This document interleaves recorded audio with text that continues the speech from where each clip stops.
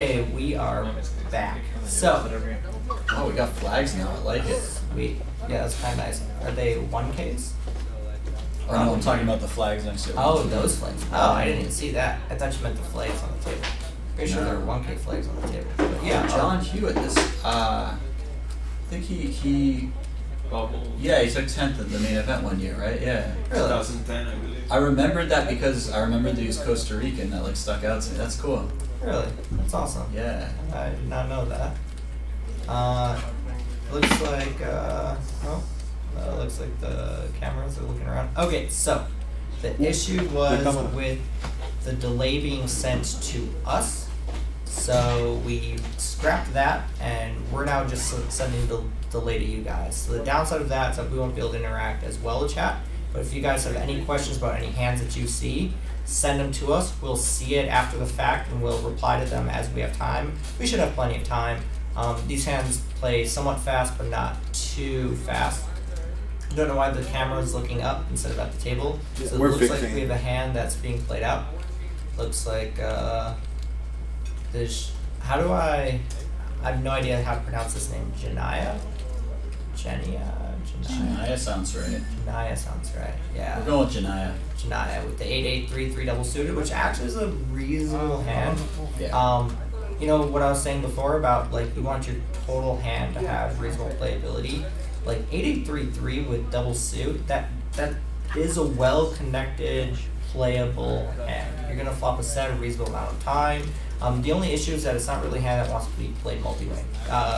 These small pairs in PLO, last thing you really want to do is save multi-way, so it works out as a pretty good hand to have as a 3-bet. It plays pretty strong heads up as the aggressor. Because when you hit a set heads up, it's pretty likely you're going to have the best hand. It's often a really good hand to have specifically in a 3-bet heads up pot where you've been 3-bet because the stack to pot ratio is such that you can get it in with a set and have a lot more equity than almost any other time you get it in a 3-bet pot, and those situations are really nice. It's very awkward when you make a flush draw with 8-8-3-3. Right, exactly. This is why PLO is so centered around 3-bets, is that there are lots of hands in PLO that have really strong playability heads up, especially in position as the aggressor, with terrible playability multi-way. So, which is why you'll see in like the toughest PLO games, it's lots of 3-bets, they play fairly tight for the most part. But in a game type and format like this, especially with an ante, you're going to see a lot of aggression, a lot of really loose play. And as I mentioned before, but we will go through again, any all-in is ran twice, so this should also really up the aggression. So we should see lots of big pots today on stream. So it looks like, so they're playing 6-max. Nacho. So under the gun is actually mid-position 2. So Svetlana folding. Looks like Janaya has ace 10 deuce on the button, but we are not getting anybody else's hand yet. We shall see here. Folding here to. Looks like folded to the button. The button's in the tank, but it's hard to tell for sure what's going on. We've been having some card issue readers before, issues with reading the cards before. It looks like it's still probably currently. Looks like it was a raised pre from John Hewitt. Nacho defended his big blind. Looks like a c-bet and a call on the ace-6. And not sure here. Be nice when we get these graphics working properly, and then we can really follow along with the action here. Nacho Barbero used to be a Stars pro. He's been a high stakes professional for a pretty long time. I think you know him better than I do. Yeah, I know him personally pretty well. He's a hilarious, awesome dude. But also, he just as a player, he had like a 1.5-year period where he final tabled something like 7 tournaments and won like 2 of them. Yeah, that's pretty sick stretch. Yeah, I think he won like something like 2.6 million like that year without having to score over $1 million. That's ridiculous. Yeah. He had a very strong like 2010 or 11 or something. He's always done well ever since. So. And it also looks like the blinds have gone up. I'm pretty sure we're playing 25-50 now. Is that correct? I'm not sure. I think the greens are 25s. Looks like a 25 and a 50 out. It seems likely. I guess we'll find out in a second. Hopefully, from what I was saying before, it looks like 50 was a minimum, so it's probably 25-50. I believe the, yeah. Yeah, it's true. That's true. Guess we'll see in a second. So the way this is working is, it's essentially this is cash game with increasing blinds, but you can't cash out until the very end. And the very end will be tomorrow, after 6 hours of play tomorrow. It's kind of a cool hybrid tournament cash game mix that definitely encourages lots of action. So the total pot size is 105. So it looks like it's maybe 25-50 with a 30 ante on the button. That sounds about right. Actually, it shouldn't be 25-50 already, Eric. Did they go right from 10-20 to 25-50? I think they might go from 10-20 to 25-50. Maybe they went from 10-20 to 20-40, and then maybe 25-50 is level 3, and then 1500 is level 4. That makes sense? I know we're playing We're gonna get you guys 3-hour levels. We'll get the information. Yeah. We'll get it figured out. Looks like there's an open to 150 and a 3-bet to 450 from ace 10-4 double suited, which is really strong aces. Double suited, well connected aces are very, very strong. John Hooter raising early position. And got 3-bet. At this stack depth, it's very important when you have raise to aces to have 150. like one or more suits. Mhm. You need playability after the flop because people are just going to peel your 3-bet so often. Right. Otherwise, if you have really bad aces, you generally need to be at this stack depth just calling Mm-hmm. and set mining, and then if somebody squeezes behind, Then you you can can we can raise. back raise for a bunch of your Right. stack. But that's a really important concept is you can't just 3-bet all of your aces, or you're going to get yourself in a ton of trouble post flop and just Right. not know how to play your hand.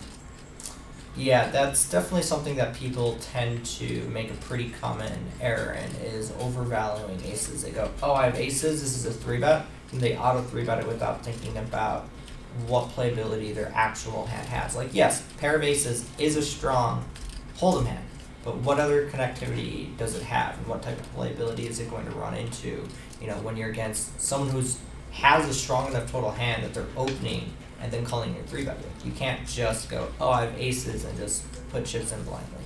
Exactly. And like, yeah, and Joe here- finally gets Right. So you can imagine that there's plenty of boards with 2 diamonds or 2 hearts, so he's well covered. But Right. this is a good example of a board. If you had no suits, like a lot of boards come out. Right. Like this one where you have no idea what to do. Where instead of like playing the aces for their like true playability, instead you're just going, oh, I have the nut blocker here, I'm just like going to turn this into a bluff, which is fine, but you're in much more awkward and difficult spots than when you have, double suited aces like that, which have true playability. And, when you play that 3-bet pot, you're perfectly comfortable continuing post flop in lots of situations. You just got a pretty unfortunate board texture, but it's not that that's that uncommon of a board. It was just, Queen 9-7 is connected, but there's it's pretty disjointed. Then turn 5 clubs, that's obviously that's a very wet turn and dynamic turn card, but it's not like that's a rare situation to run into, and that just shows the issue in making sure that when you're 3-betting a hand like that, it's total playability and not just, oh, I have aces. Yep. Did you say you cannot watch it while you're playing? It's really why I love PLO in that there's a lot more complexity in the types of decisions pre-flop you have, because it's not just like in hold'em, if I There's tell only people, one ace. right, Yeah. exactly. There's just there's aces and there's kings and queens and ace king and jack. There's like a very clear ranking. In PLO, there's more like quadrants of ranking. There's like your nut playability hands, your second nut type playability hands, or like your strong playability hands, your okay playability hands, your weak playability hands, and it's there's a lot more fluidity in PLO, which is honestly in part why I really started to play the PLO a lot more, is to really help out my game, because I'm a lot more of a robotic type player, so PLO really helps that part of my brain think about poker better. That's funny. If somebody asked me to describe your game, I would not be a robotic type of player at all. For hold'em, I am. I definitely am. You think so? Oh yeah, definitely. The way I think Interesting. about and approach things is a very structured, mathematical, methodical, theory-based approach. It's just Okay, fair I enough. use that to make, very, Yeah. very exploitative decisions, but I'm doing it from theory. Yeah, like I guess I would never give you like the title of robotic based on like because like even if it comes from theory, you do a lot of things that other people don't, and they're like by default like creative. You know what I mean? So, but it's hard to have a creative person who's also robotic. Helped that part of my game so much. Yeah, PLO's. I mean, anytime you start playing another game, you learn a lot about the games that you're already playing. It's really crazy. Right. So like Ace 4-4-5 double suited, it's like okay playability. I personally might not raise that from MP2. UTG here is actually mid position too. I think for me it would depend on like the lineup behind. I mean, I don't mind it. I think it's fine. It's just there are lineups that I wouldn't mind just open folding it on, honestly. Yeah, if I'm playing like tough cash games, I'm certainly not opening this up. Although you're going to I thought he flopped a set. No, but this is kind of a nice. Yeah, he double blocks 4-3, but I guess Hijack's not going to have any 4-3s. But he might use this as a combo to really bet and push equity on. He certainly should. Hijack shouldn't have that many like 7, 8, 9 type hands. They certainly could have some. It looks like he's checking here. Oh, so it looks like I'll discuss him a little later, but there's someone at the table that I was playing last night with. Yeah, so it looks like he's check raising this. I like that. He has backdoor nut clubs, he has a backdoor straight flush draw, and then he has a pair and a straight draw.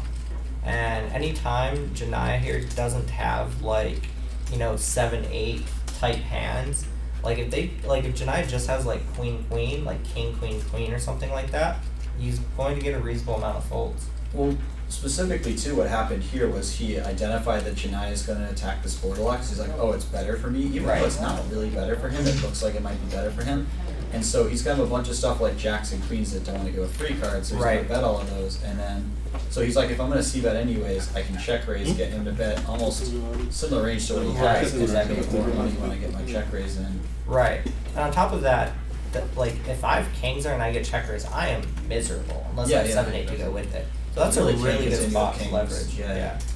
Like that hand there shows that he has a good understanding of post-flop PLO mechanics.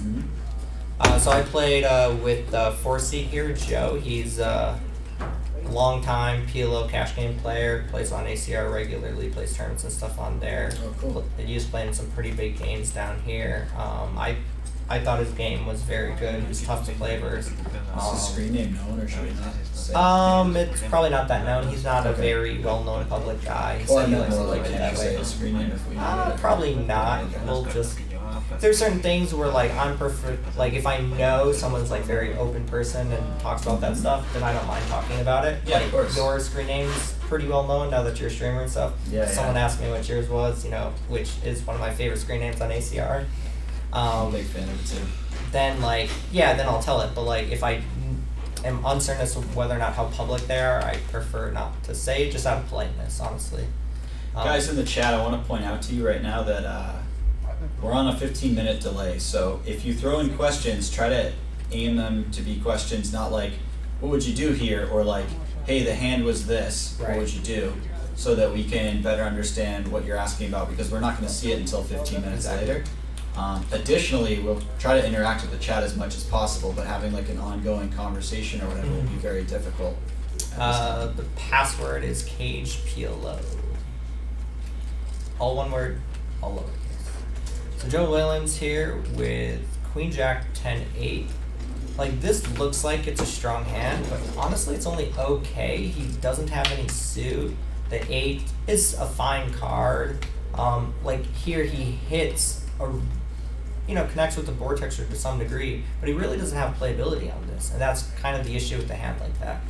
I actually so it looks like Janaya raised 3, and Joe peeled hijack. I prefer to fold or 3-bet it, because it's not really a hand that I personally want to take that multi-way without having a flush draw. Like if the queen was suited, I'd be a lot more apt to peel. Or if like the jack, or if like just the jack was suited, I'd be leaning towards 3-betting it. But like with it not being suited at all, I kind of think it's just a fold, especially as we're pretty deep effective. You know, not having suitedness and playability when you're this deep effective really hurts your overall hand strength. Just think of how often flushes and stuff hits, and or just you hit your nut hand, but there's like a flush draw, so you have to be a little more careful about, like, you have like queen jack 10-8, right? So like, let's say the flop is 8-9-4.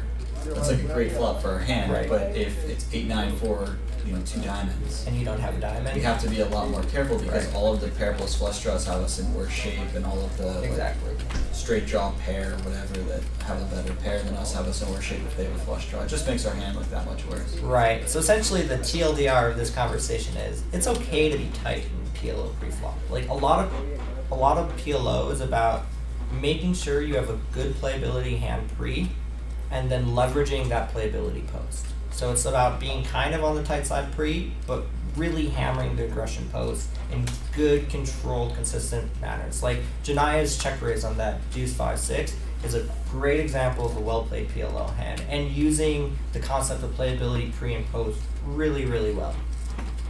Let's see here. Looks like folding to button. Button just going to fold here. Yep.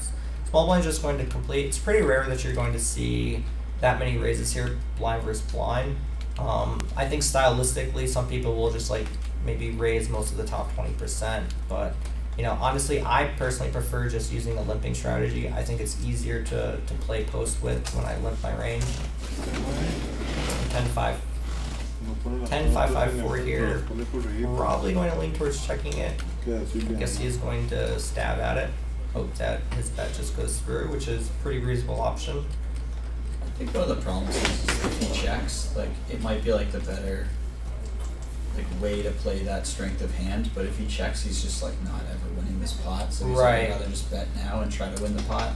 Like it just makes like the ease of playing the rest of the hand so much easier. That makes sense. I like that. So much better, but like, yeah, I mean, if you looked at it in theory, probably you're supposed to check a hand like this. Yeah, the issue with checking this is that when you check, you don't really have that many strong hands, so Janai is just going to get the go-ahead to barrel down.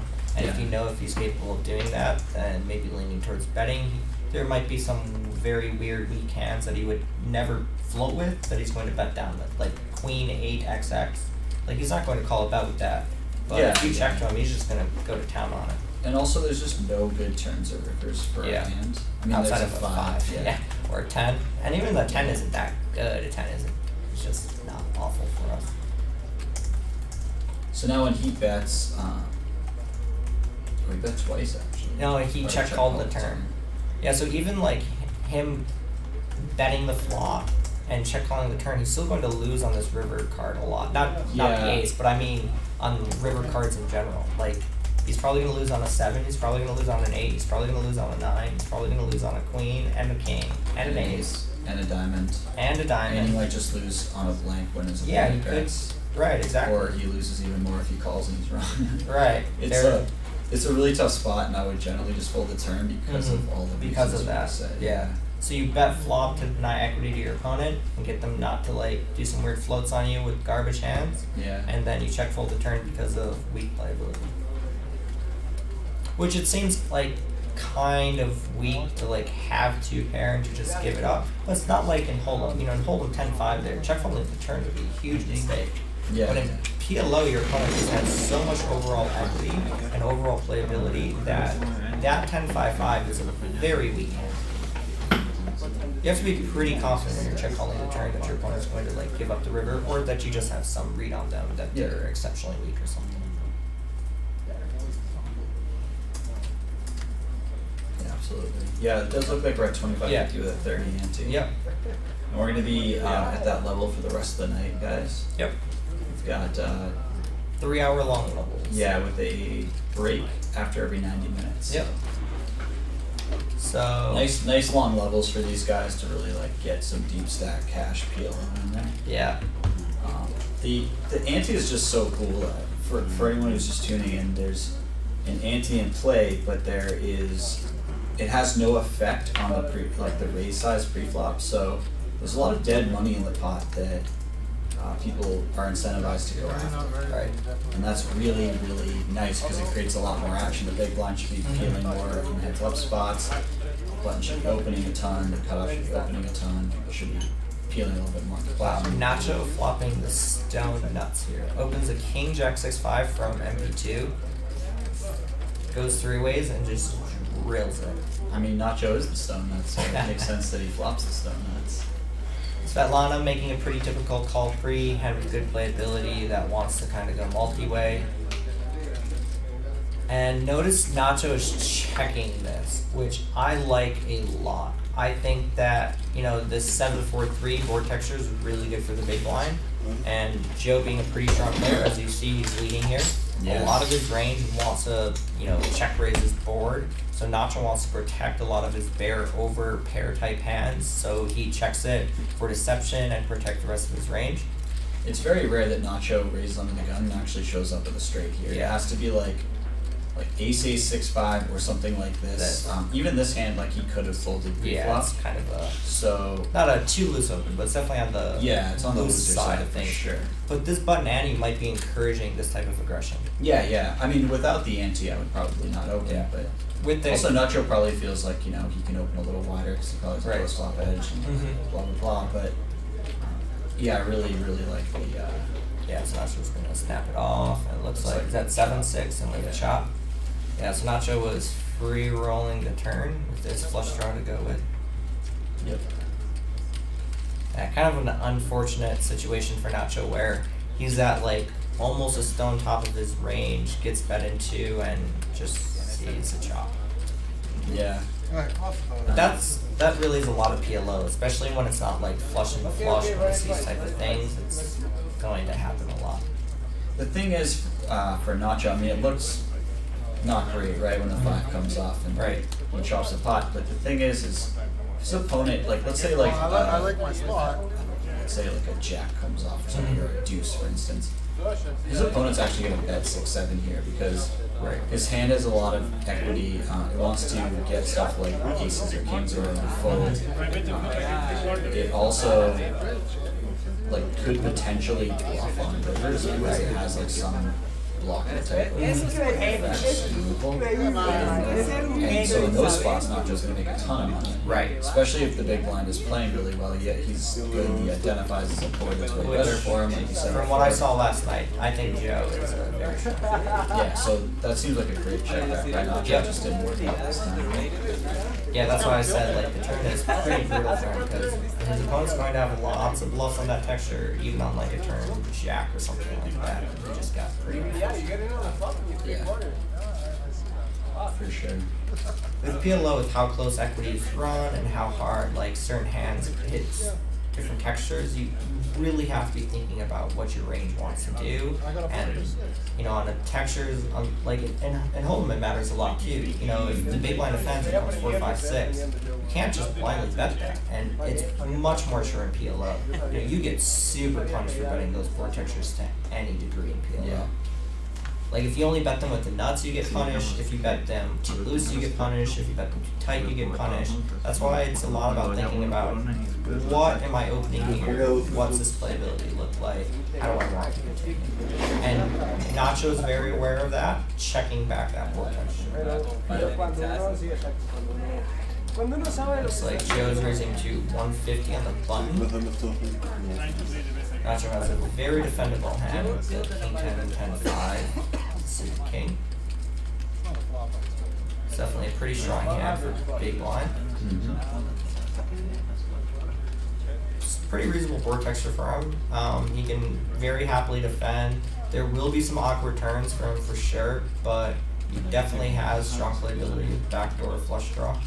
The club is also really nice because this becomes a hand when a club, like if he check calls the flop and it turns a club and it goes check check, it's a really good hand to turn into a bluff. Right. Which is like quite helpful. Yeah, if he thinks he loses the showdown, which he certainly could.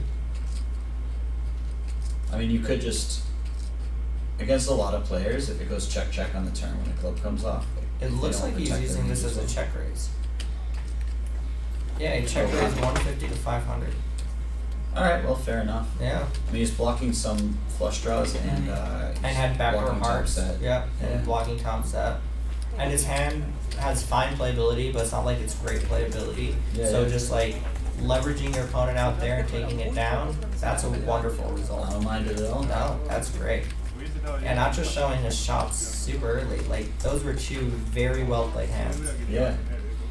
I haven't really played PLO with them, I've only played Hold'em with them, so I have Same. no idea as to what his PLO game looks like. He's shown us that he's got chops I know he's immediately. like plays all the games.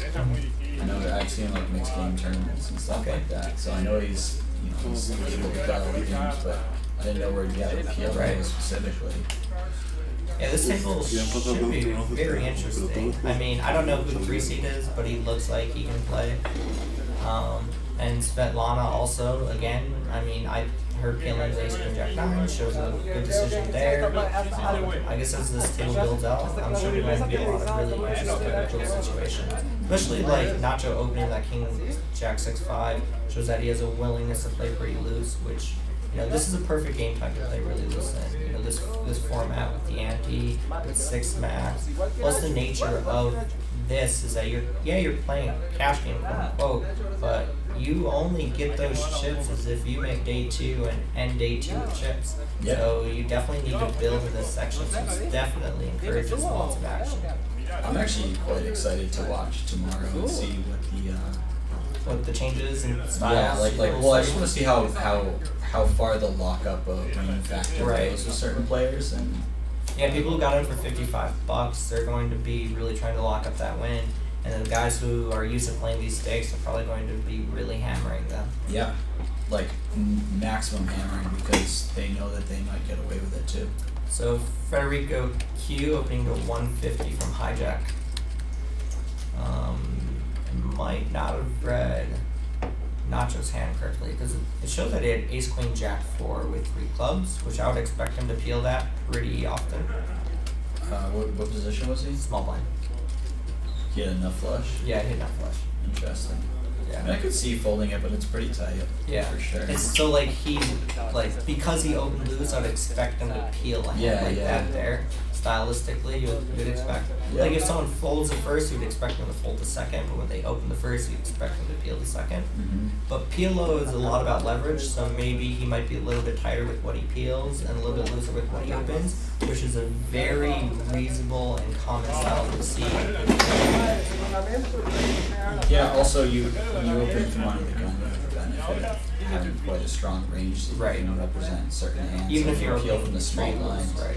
Yeah, you don't really have that going on with you. I mean, both of them will most likely have to play out of position, but One you have the aggression and range advantage, Yeah. and the other you don't have the aggression and you have range disadvantage Yeah. to some degree. it really puts you in a much more difficult situation to actually make money with the hand. Right.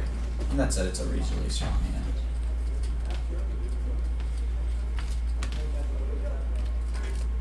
Let's see what action we've got here. It looks like it's lagging behind a little bit. It's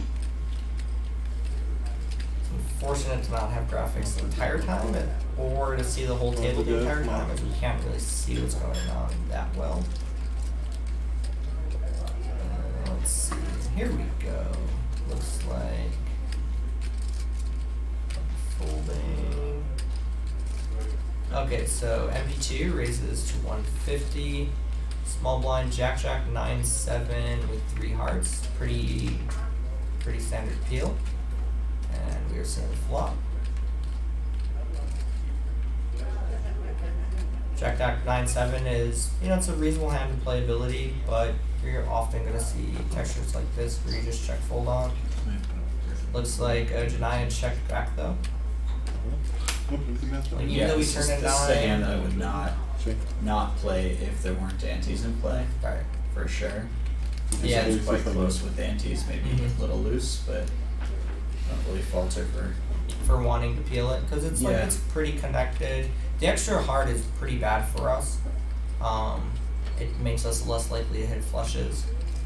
So it's definitely a bad card, but like it adds, it's connectivity a bit. It's definitely a little loose, but yeah, I agree, it's fine. This is an important thing about PLO too, right? Is like there's a huge difference between just Jack Jack 9-7 and Jack Jack 9-8. Mm-hmm. You can just Right. make so many more types of wraps and things Right, like that. and like stronger overall hand. Yeah. So while they look really similar, there's a world of difference between the two, and like see one that. might be quite playable while the other one's not playable at all.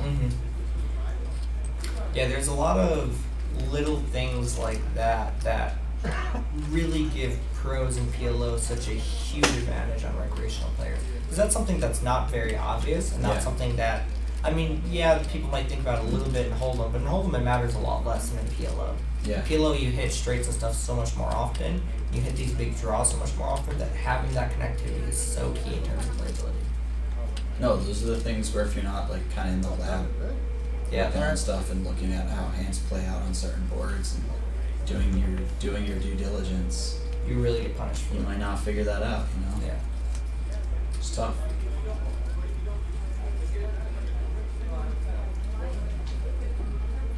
So he's shuffling his cards. Yeah. Shuffle. Wouldn't surprise to see him shuffle a little bit more than certain players. Wasn't he also a Magic guy? I don't quite. Yeah, he remember. was. Yeah. Yeah, yeah. I've actually drafted with him. Yeah? Yeah. Nice. Yeah, actually, I blew it because he kept coming up to me at the World Series this year. He was like, "When are we drafting?" I was like, "All right, I'll find a day," and I never did, and I felt terrible about it because. I mean, it's a World Series. Like, getting a day free is pretty tough to do. At least Yeah, it's true, but I mean, man, like 30 days in the World Series, you need to take. Sometimes you Yeah, need to take a that's day true. off and do some stuff with your definitely friends. true for sure. It's I'm all about breaks at the series. I think I had 1 year where I actually set a schedule. I was like, this is what I'm playing. I'm not going to miss anything. It was like the worst year ever. And then every other year I was like, I'm going to play when I feel like it. And I played more tournaments every other year, and I had better success and everything else. It's crazy. One But sec. Gotta adjust this a bit. it's just kind of how it works. I haven't been getting any table audio through this. Let's see. Do you get table audio? Nah. You guys don't get the table audio? No, but I turned it down earlier. No, it's not working at all. It'd be nice to get some table audio, because one of the nice things about PLO players is that they tend to be a little bit more energetic, Yeah, talkative. especially in like cash games and stuff, much more so than normal. Let's see if I mean, I always think about that in terms of like PLO plays a little more like limit hold'em than no Right. limit, in the sense that like when I raise you and you go for a 3-bet, like we both know that I'm not folding to your 3-bet. Right. We both know that certain things aren't happening. So like yeah, like on rivers where you could have like the nut flush or like just the bare ace of spades. Sure, like that's a spot where you might not want to talk that much. Right. But you could be a little more like laid back about giving out like live tells or whatever. As a general because, thumb. yeah, it's just like not as big of an Because they're issue gonna as go. much as like just playing good technical poker. Right. Are you guys getting table audio? Nope. So one of the things I always really liked was back in the day at the Bellagio, you know, with that little upper limit, higher limit area.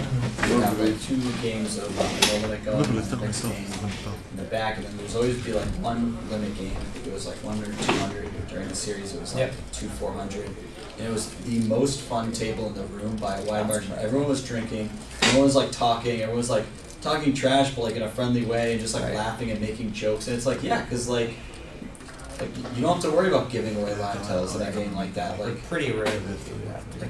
maybe somebody makes a sick read like once in your lifetime and saves like a half of a big blind or something like that. But it's like it doesn't really affect too much, and people are just kind of like chilling out. Yeah, pretty recently on Poker Go, they had Doyle's room, you know, big like 1500 3K mix. And all Yeah, those I guys were loved just, watching that. Yeah, those were So great good. to watch. And they're all just like chatting and having fun. And that's how a lot of these mid to high stakes mixed games and PLO games look like. Like the 2-5-10 at Aria, everyone's talking and really enjoying themselves. While the 5-10 at Bellagio is just like the quietest, Is it? headphone, no one talking, like Yeah, I boring can't stand game. that. And it's because of the nature of the game.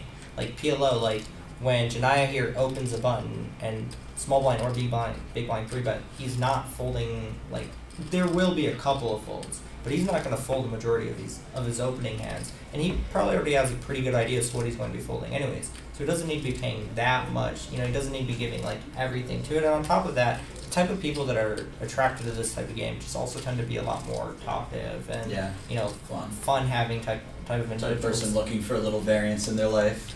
Well, since we're not getting table, we're gonna take that off. Oh yeah, that's a good call. Alright, I'm in for that.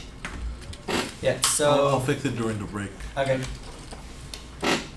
The other thing to think about is that a lot of post-flop decisions are also, at least a lot of flop decisions tend to be fairly straightforward in PLO as well, and that you're really just focusing on who is this board texture good for, and then building your decision-making process around that. So flops play a lot quicker as well. So between like pre-flop playing fast and flop playing fast, people don't really start to slow down until like pretty big turns or pretty big rivers. So it's just a so much more talkative and energetic group. And they also play really fast. Like you think getting dealt 4 cards and having all these complex decisions to think about would slow down the game. I mean, the 2-5-10 cash was the fastest cash game I've played in. Outside of maybe like limit hold'em or something like that. Yeah, honestly, the biggest issue is remembering all 4 cards. That's tougher than gotta like redouble check or recheck. Yeah. That's tougher than a lot of pre-flop and flop spots for the most part. Once you figured out what your hand actually is. How you're going. Well, how you're going. Yeah, exactly.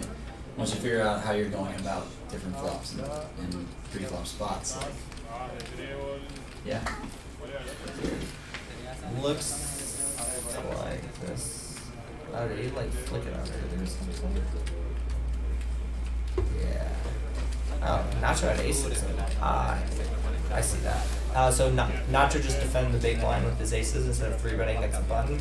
Like if there's any one that he should really want to 3-bet, it's going to be the button. But I didn't see exactly which aces he had. Might not have been suited. I guess it might be pretty dusty. I mean, that's certainly a reasonable thing to do, and especially like if you have a table where, especially in this where you may not be able to rebuy. If you have a table where like you feel like you have an edge on a bunch of the table and you think the person who's opening specifically is quite tough, then I think it's a really good spot to peel more of your aces, because it's just like your opponent's going to give you credit for having aces as a huge chunk of your range. It makes it easier for them to play back at any like medium to weaker aces. So I do kind of really like that. Yeah, so it looks like we've been getting whole cards from Nacho and Svetlana, but we haven't been getting whole cards from Janaya or Joe or one other person either. So it looks like the whole cards are kind of iffy, so at least we're playing PLO as Nacho Barbero, which seems kind of fun to me. Yeah. Definitely okay with doing that. So it looks like Janaya opens cutoff, and we feel small blind with a pretty strong overall hand. Very solid queens being double suited. But like, as we see, we have this pretty strong playable hand, and this isn't like that uncommon of a texture. We're still not in that great of a spot. No, this is a really rough spot. Yeah. So it's not surprising to see him fold. I mean, I personally would also lean towards folding there. I mean, yeah, we have a backdoor straight draw, and yeah, we have a backdoor flush draw, but like, what types of hands are we in great shape for is that want to bet this texture? I can't think of that many hands that I'm like, 70% for. I think we're going to be flipping or a dog, so most of it, a lot of range affects that.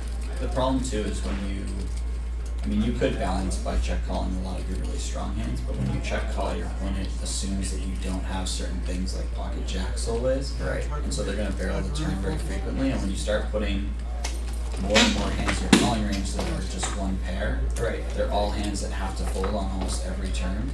So like if you have like queen 10 there, sure, then you can improve. Yeah, because you can hit the nuts, turn the nuts. Yeah, but like when you have a hand that can't ever improve to the nuts because a queen makes 10 straight. It just becomes like really not profitable really quickly. Yeah. Really unprofitable, might be a phrase that people who are good at. And even if we did like backdoor clubs, the only way we have the nuts and backdoor clubs is ace of clubs, king of clubs. If it comes like ace of clubs, 4 clubs, we think we have like the virtual nuts. We're just shoveling money in, and opponent has king x of clubs, which wouldn't be that unreasonable. Yeah. So it looks like Joe raising Jack 7-5 from the cutoff, which not suited, but we're still in the cutoff, so we're in late enough position that we can open all of our jacks here pretty comfortably. Nacho defending not feeling the button. Oh, he's not suited at all. Yeah. Yeah, I mean, it's cutoff. Like if there wasn't an ante and if we were any earlier, I would kind of lean towards folding it as well. But cutoff plus an ante, it's a reasonable open. Yeah, I'd probably just fold it, but whatever, I guess. I don't know. It's very hard to win the pot once we... Right, unless we, like, you know, hit some pretty clean things. The other thing about the ante being in play is we can expect the big blind to fold almost zero when, when it folds around to them. Even though we're 3xing, big blind should be defending very loose. And it looks like it went... Yeah, see, this is the issue with the jacks, as you pointed out, is that, like, we hit a pair and a backdoor straight draw, we have an overpair to go with it, and he just check folded to you know, a 75% pot, which I think is a very reasonable check fold. And that's the issue with opening that. The only reason I think is fine is we're in a very late position and there's the ante. I think without the ante, I would also just lean towards folding myself.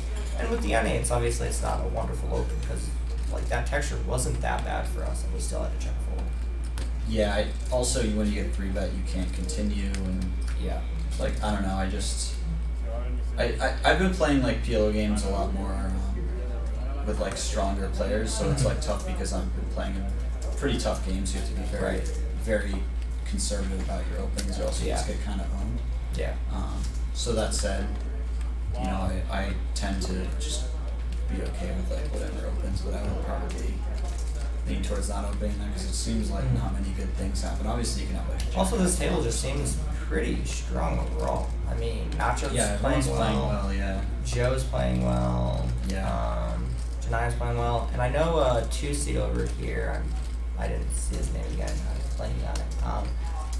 I was talking with him before it started, and he seems like he's a mid to high stakes live minimum cash player, kind of playing very big games. So this is a very tough lineup in this field. Interesting, yeah. Svetlana, maybe Svetlana opens. Open button. Yep. Into Jania. Jania, sorry. Jania just lead here? That's kind of interesting. Yeah, he did. I'm not like against it because he has quite a strong hand, but I'd prefer to lead something a little bit like stronger or with a little less showdown value, I guess. Right.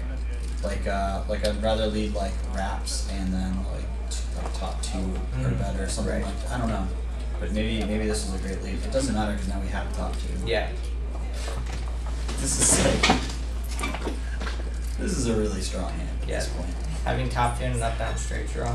I mean, part of his up down draw is into the nuts. Also the fact that turns are hard.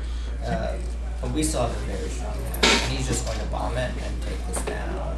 I mean, this king 10-10 should fold almost always. Yeah, this is a pretty easy fold, I think. The fact that you picked up a gut shot is just not enough of a reason to ever call here. And honestly, like, I think she could fold flop. It's like having that 3rd club that does nothing too. Like that 4 clubs is a like ridiculously bad card. Yeah, and as far as overpairs go, the 10s is really not great because when you make your set, you're not even sure what to do. Like, and then you're also is a lot better. Blocking some bluffs too. Yeah, true. I mean, it's nice like when the turn's an 8, then you double block them having the nuts and you have the nuts, but like if you're only peeling it because you can run some bluffs, that's, you know, not that great of a spot when you have that 3rd club. Like if that 3rd club instead of the 4 clubs is, you know, just a 6 and we have a pair plus all that stuff, perfectly fine. You know, I think it's still a little marginal, but we can definitely do it. But with that 4 clubs, I kind of just like folding. And like, people might think that that's maybe a little bit overly nitty, but Janai is going to barrel so many turn cards, and we're going to be so miserable on most of them. Like, what turn card are we happy on? Like a 10? But even then, we're not that happy, because he just has 7-8 a lot. Which no, 10's not yeah, exactly. Exactly the best card. Exactly, and that gives us top set. That gives us the best hand that we can have on the turn. No, that's what I was saying. I don't like having the 10s. Yeah, exactly. It's not a good. You have plenty of other overpairs to call with, and you have plenty of other hands like pairs and draws and that kind of stuff. Yeah. Right? Yeah, one of the downsides of PLO is that it encourages nittiness against aggression. But one of the upsides of PLO is that it encourages aggression because people are supposed to play pretty tight instead. So it's kind of a lot of this like give and take, and then finding the right situations to really play back at that aggression.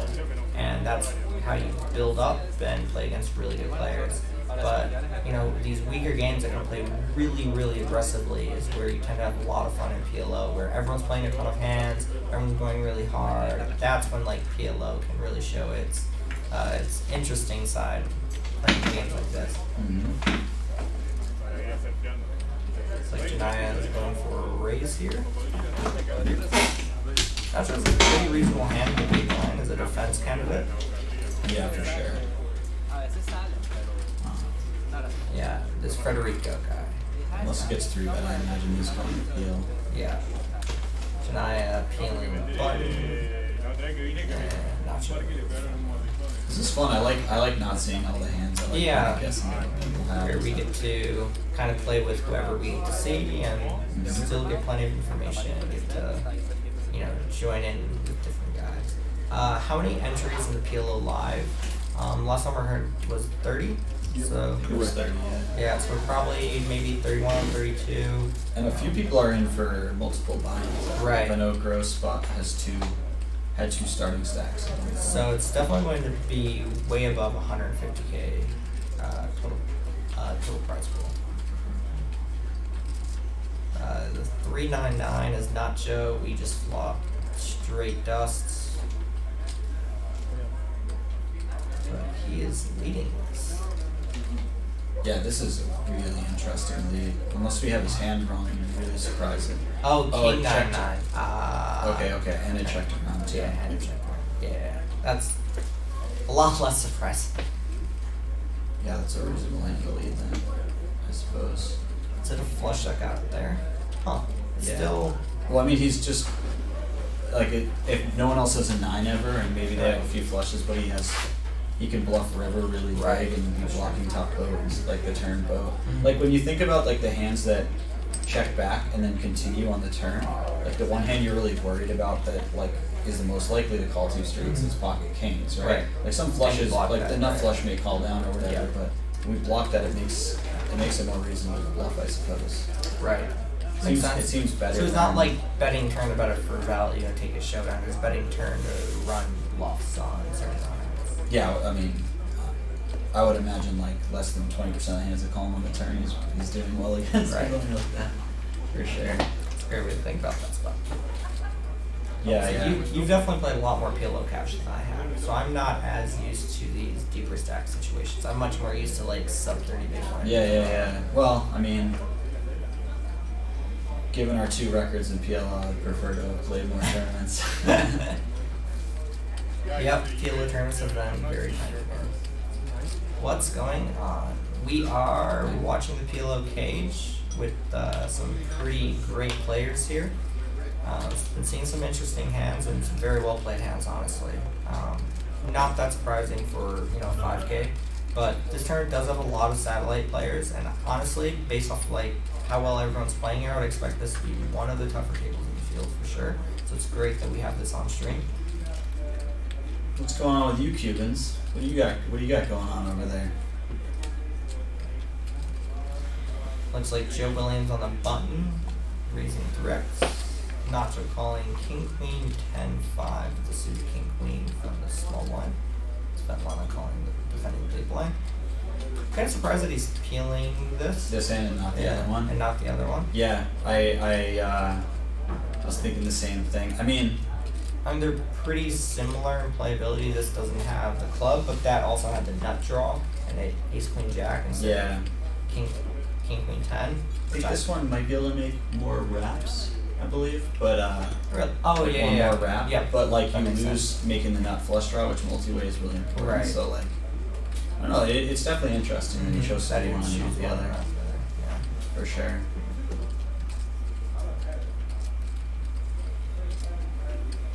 Yeah, I expect this to check to Joe. Yep, Joe to see that.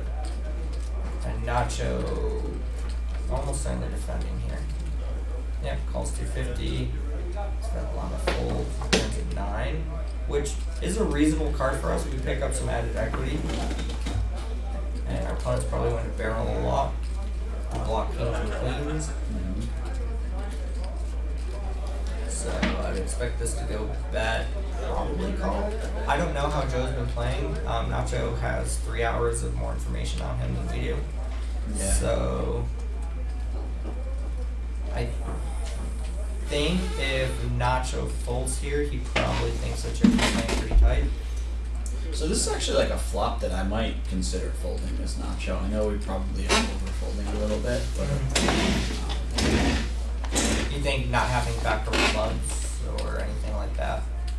yeah, I mean that's an issue, and also just it's a little awkward because obviously like our opponent's gonna bet a huge majority of their hands on that Right. type of board.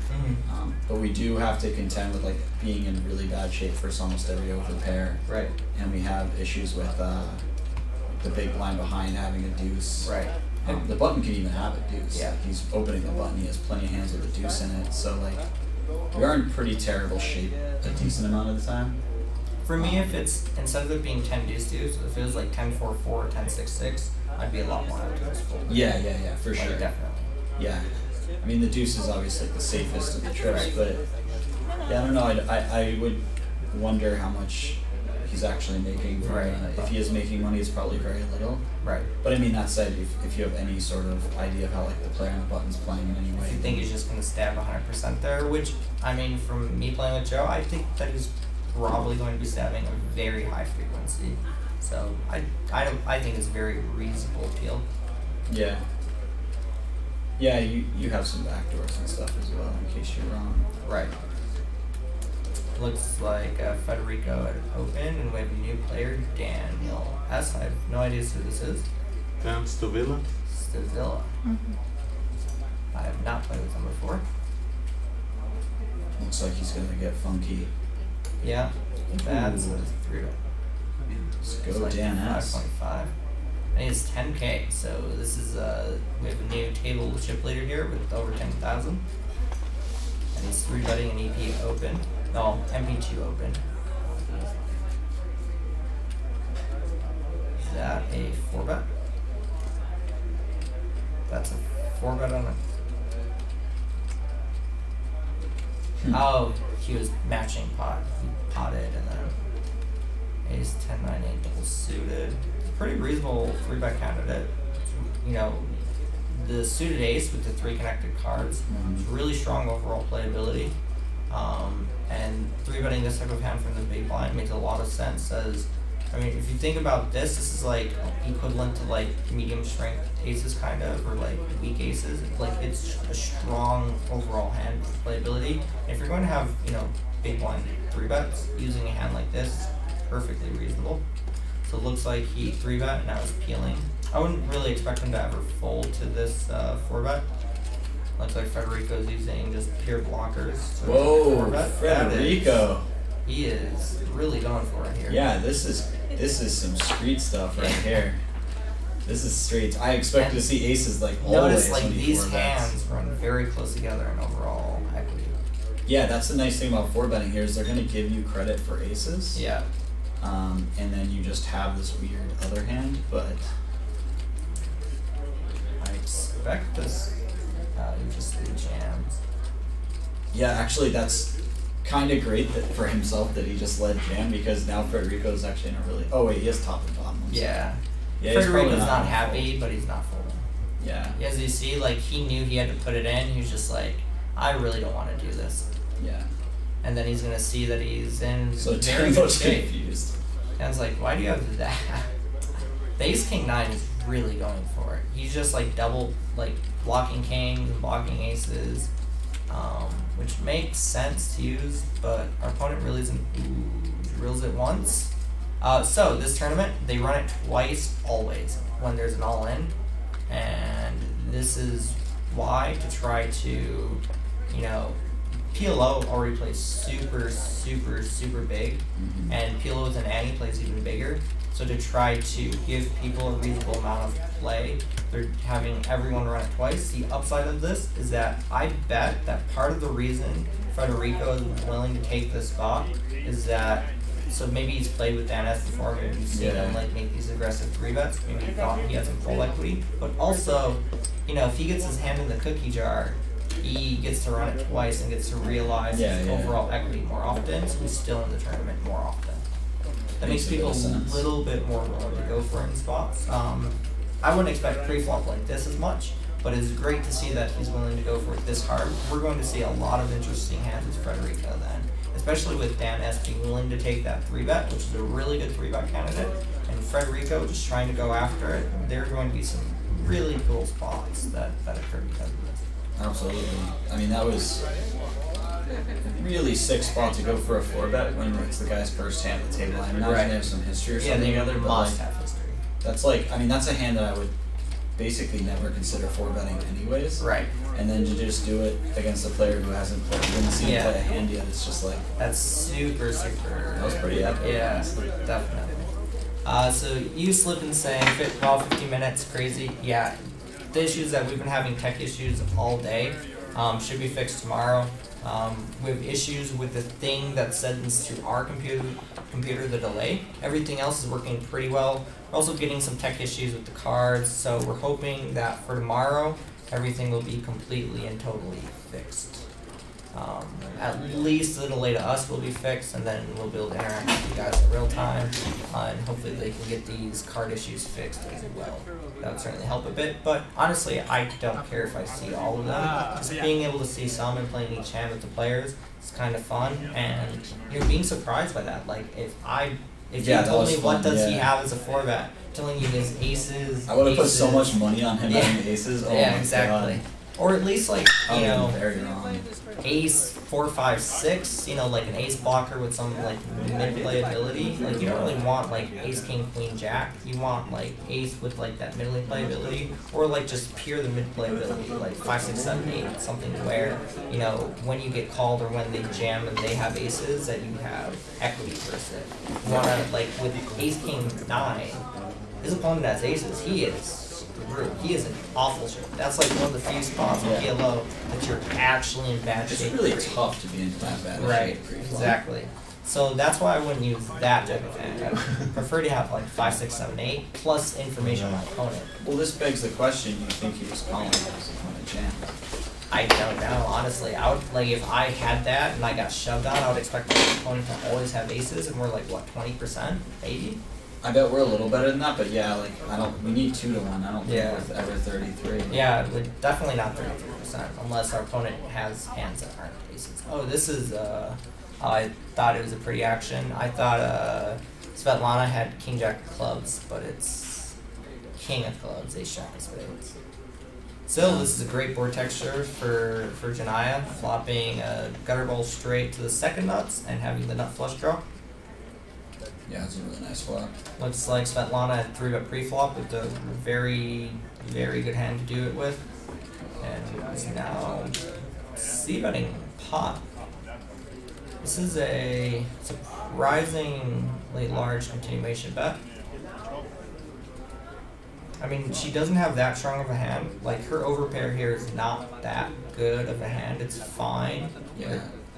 She's going to be a really awkward spot when Janaya jams. Yeah. Which I imagine Janaya jams here. Yeah, he's probably, like, closing his eyes and sticking it in and not feeling wonderful about it. But he's, you know, he's going to be in pretty good shape against everything, essentially. No, he just goes for a smaller check raise. Something maybe. No, that is a shove. It looks like. Looks like that's 3,500 or something like that. Okay. 4,100. Yeah, that's the issue with c-betting, especially so large. You just put more money in the pot for your opponent to win when they check jam if you can't call. But then also, like, I mean, maybe it looks like you're always married to it, but like the issue is that when you go that large, you kind of should be, because look at how much is in there. And she's a flip right now.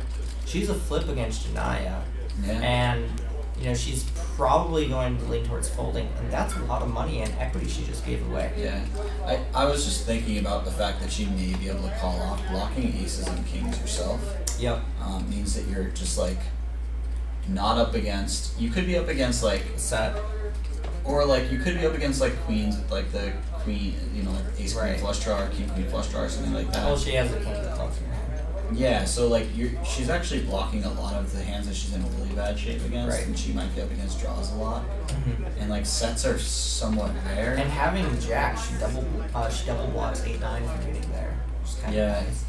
Yeah, it's like a call actually might not be that unreasonable No. as far as calling off. And in this Your exact stack of one situation, pair. a call is mandatory. Like if she knew it was his exact card, she'd Oh, be yeah, yeah, of fist pumping course. this in. But I mean, that's the beauty of. Yeah. Of us knowing and them not. I would expect her to be more often to stack off here because it's always running twice. This is what it encourages. Encourages people to check raise in these types of situations a little looser, and encourages people to stack off a little looser. Yeah, for sure. Because when you get called, you're like, well, let's do it twice. It's hard. It's easy to lose once. Can I really lose twice? Yeah, And you find out you do. it's the only way you can lose twice if you get in here and they have a set, which Yeah. is what she's worried about. Yeah. But even if they do have a set, you know, she turns backdoors pretty often. Queen gives her a wrap backdoor. 9 gives her, you know, at least a double gutter. Jack, she just binks it. King, she picks up a gutter. Sucks that she doesn't have like backdoor diamonds or anything like that. That would give her a couple extra percentage points. Mm-hmm. Like honestly, from her perspective, I think either option is very, very reasonable in terms of continuing against this check raise. Oh, looks like we're having some slight issues. Yeah, this is a tough spot for sure, but when you're getting, you have to call 2.2 more to win, it looks like almost 7.5. Well, it's effectively more than that, because like we're effectively going all in. Oh, he is 1.7 behind. Yeah. Okay, I see. So, Yeah, we're effectively getting it in. so we have to call 4 more to win. Pot of. Oh, she bet 1K into a pot of 1,000. So there's 3K in there. Yeah. Plus, the extra amount. So really, she's like getting about almost 2-1, not quite 2-1, a little bit less than that. Yeah, that's a lot worse. Yeah. I think probably she's actually, with this exact hand, she's probably getting the right odds to call. Yeah. It's really not very fun though. No. It's It's never definitely fun to a put it win. in with one pair. Right. And pop them into a But line. like bare one pair and nothing really else outside of some ambitious backdoors is definitely a very awkward spot for everyone for sure. Yeah. Yeah. I think it's a very reasonable fold. I mean, you know, here you see the power of leverage and PLO, especially like Yeah. as stacks get shorter and shorter in these types of spots. Like on flop, you gain a lot more leverage, but generally with how deep people tend to play PLO, turn is where like the main leverage point. But that's kind of like the issue with her c-betting so large is that she gave him more leverage in the hand. Yeah. You know, if she'd bet less, then she's not going to fold. Well, she has like an easier fold against that type of check raise, and she's not like losing that extra like 600 that's in there. Mm-hmm. For sure. And that would have been a perfectly reasonable spot to check back too, because she doesn't really want, because she can't really continue against a check raise, and they're not that deep effective, and there are lots of good turn cards for her. It would have been a perfectly fine spot if she wanted to take a card. Yeah, the issue too is that a decent amount of her equity is like, I mean obviously like Jack's holding, right? Right. But there's also some very good turn cards for her, like the offsuit queen gives her a It's huge wonderful. wrap. Yeah, the 9 gives her a Double gutter, gutter. which is like Double gutter. Oh yeah. No. Oh, sorry, single gutter. Yeah. I was thinking, never mind. It's She just can't not do unreasonable yeah, to have, and but like single gutter. so not realizing your equity seems like Yeah, yeah, not ideal. great. Which is the problem is like when we check back and if our opponent's smart, they're thinking like on a lot of cards. They're oh like, hey, we okay, have full hold cards. Sweet. I like it. Okay, so it looks like Joe's raising aces. Yep, have very strong aces. Less strong aces. I thought it's double suited. Still pretty strong aces. Ace 6-5. Nacho 3-betting Ace King Jack 4, which is a very reasonable combo to 3-bet. You can use hands like this, or you can use hands that, like Ace King Jack is like pretty strong multi-way playability, but Jack 4 suited isn't really that great. So it's overall it's a pretty great combo to use if you're blocking aces, or your opponent having aces like this. It would be nice to have like not F4. Oh, not in, or just have it be like King Ace four Jack suited. of Diamonds, King 4 of Spades, or something like that. Yeah. With like Ace Jack of Diamonds, King 4 of Spades, I would actually lean a little more towards calling because it has better multi-way playability. Yeah, that's what I was So thinking like too. with this combo, I kind of like using it as a 3-bet because it doesn't play as well multi-way. So he's about to get the bad news. Yeah, he's about to get I mean, also raising, you know. yeah, he's already. Jack for He something. put in what looks like 2,200. Yeah. And with this type of hand, I was gonna say I Yeah, I would be wouldn't mind surprised fold if he there. folded, but you know it's even though we have an ace, we still have 32% playability or 32% equity. So all we're trying to do is flop anything, and we're just stacking off, knowing our opponent has aces, and we flop a flush draw. We're very unhappy here to get this in, but we're It's not super folding.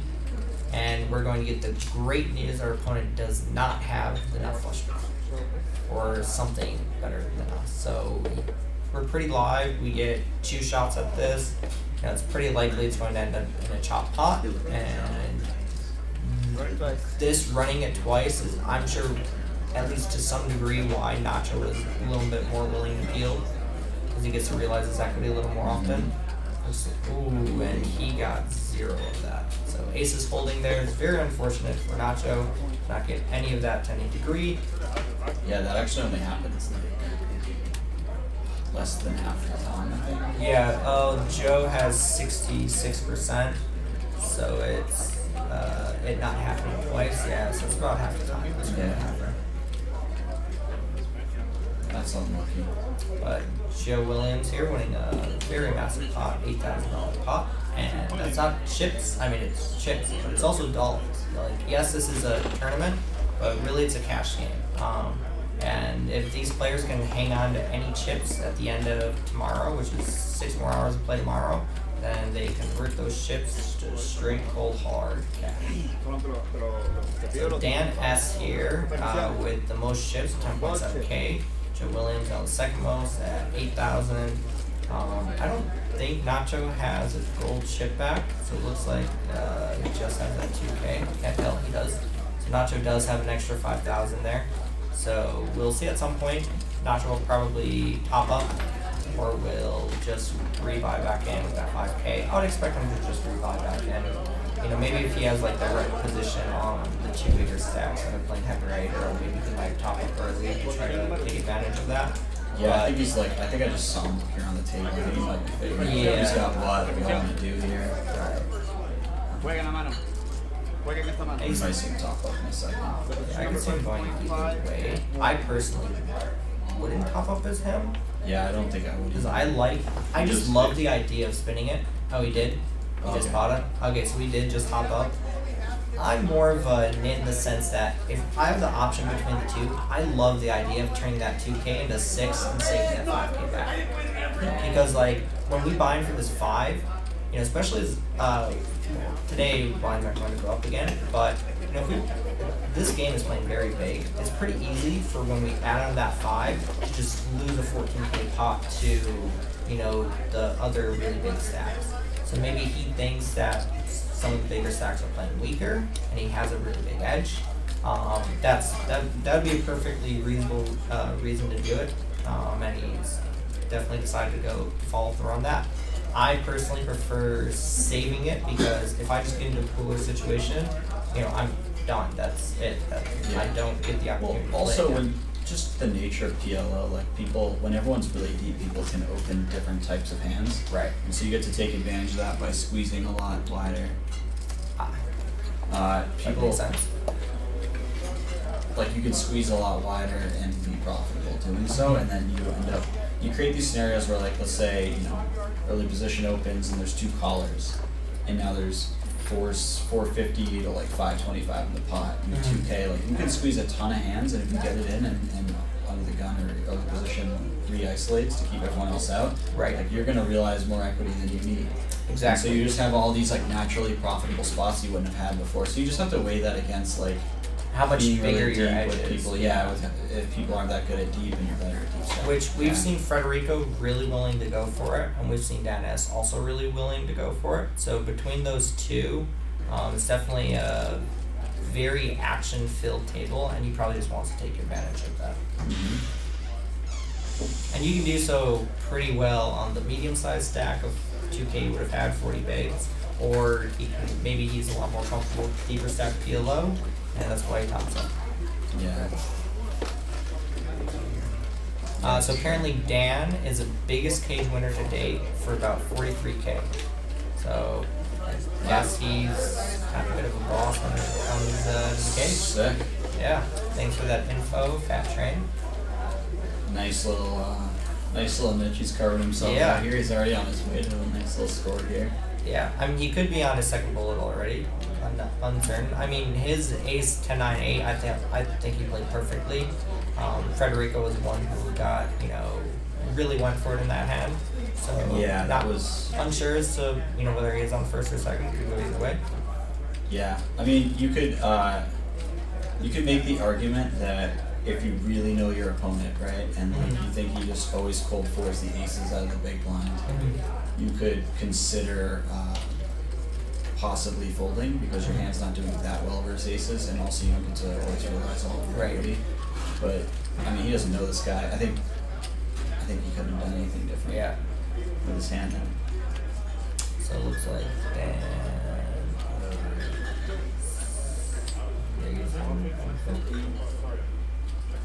From MP2.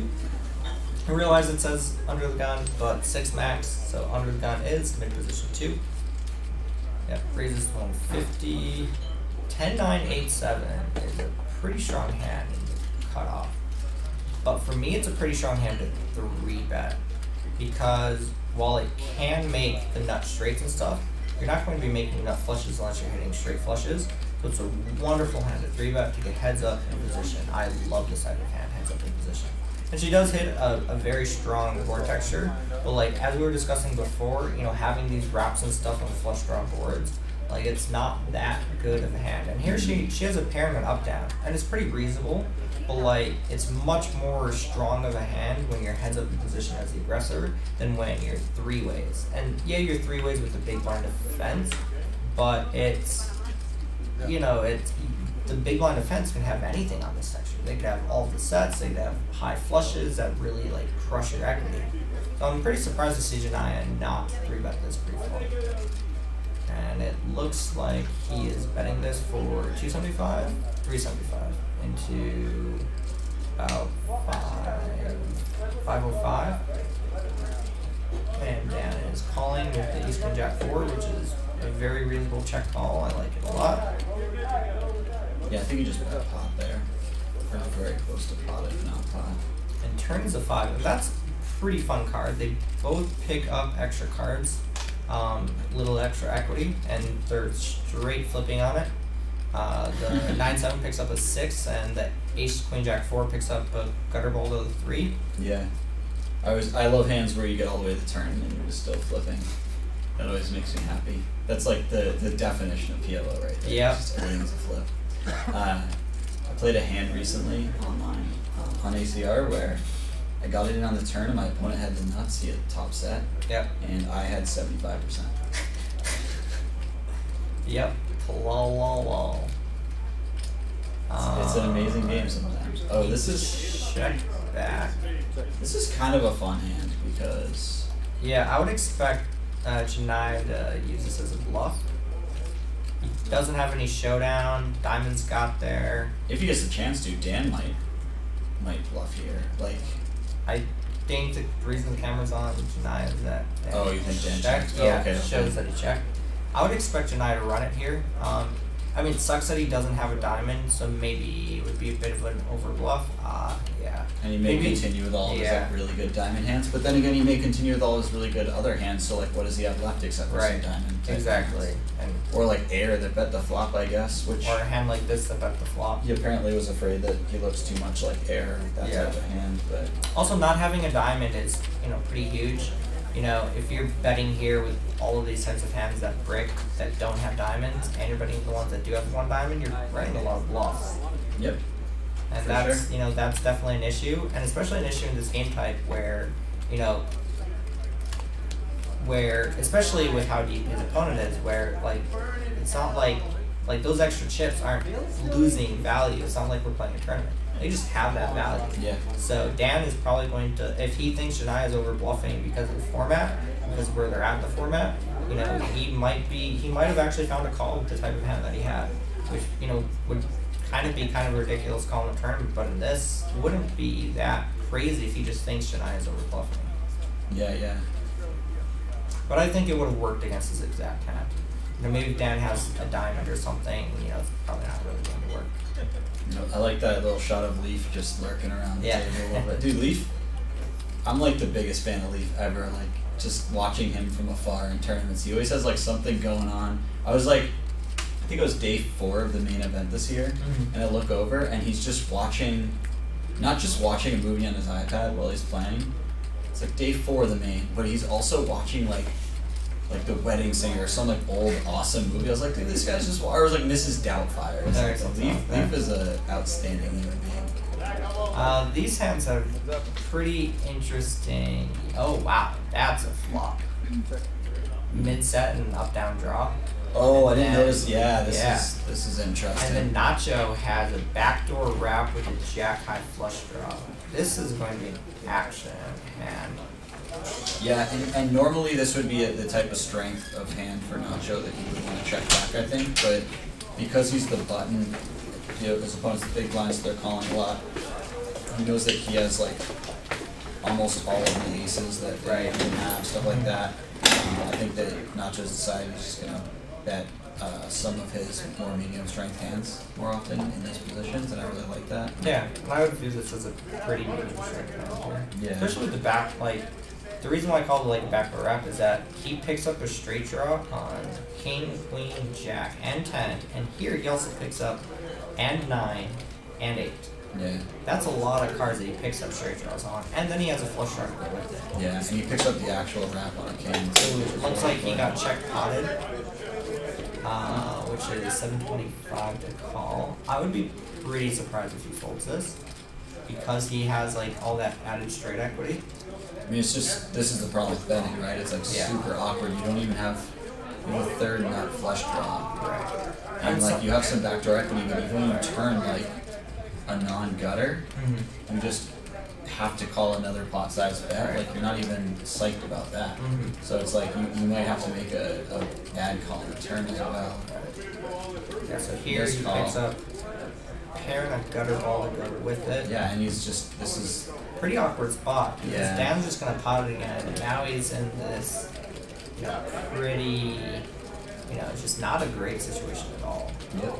And that's, but like, I think when he does bet the flop, that if he folds, that he's kind of overfolding this.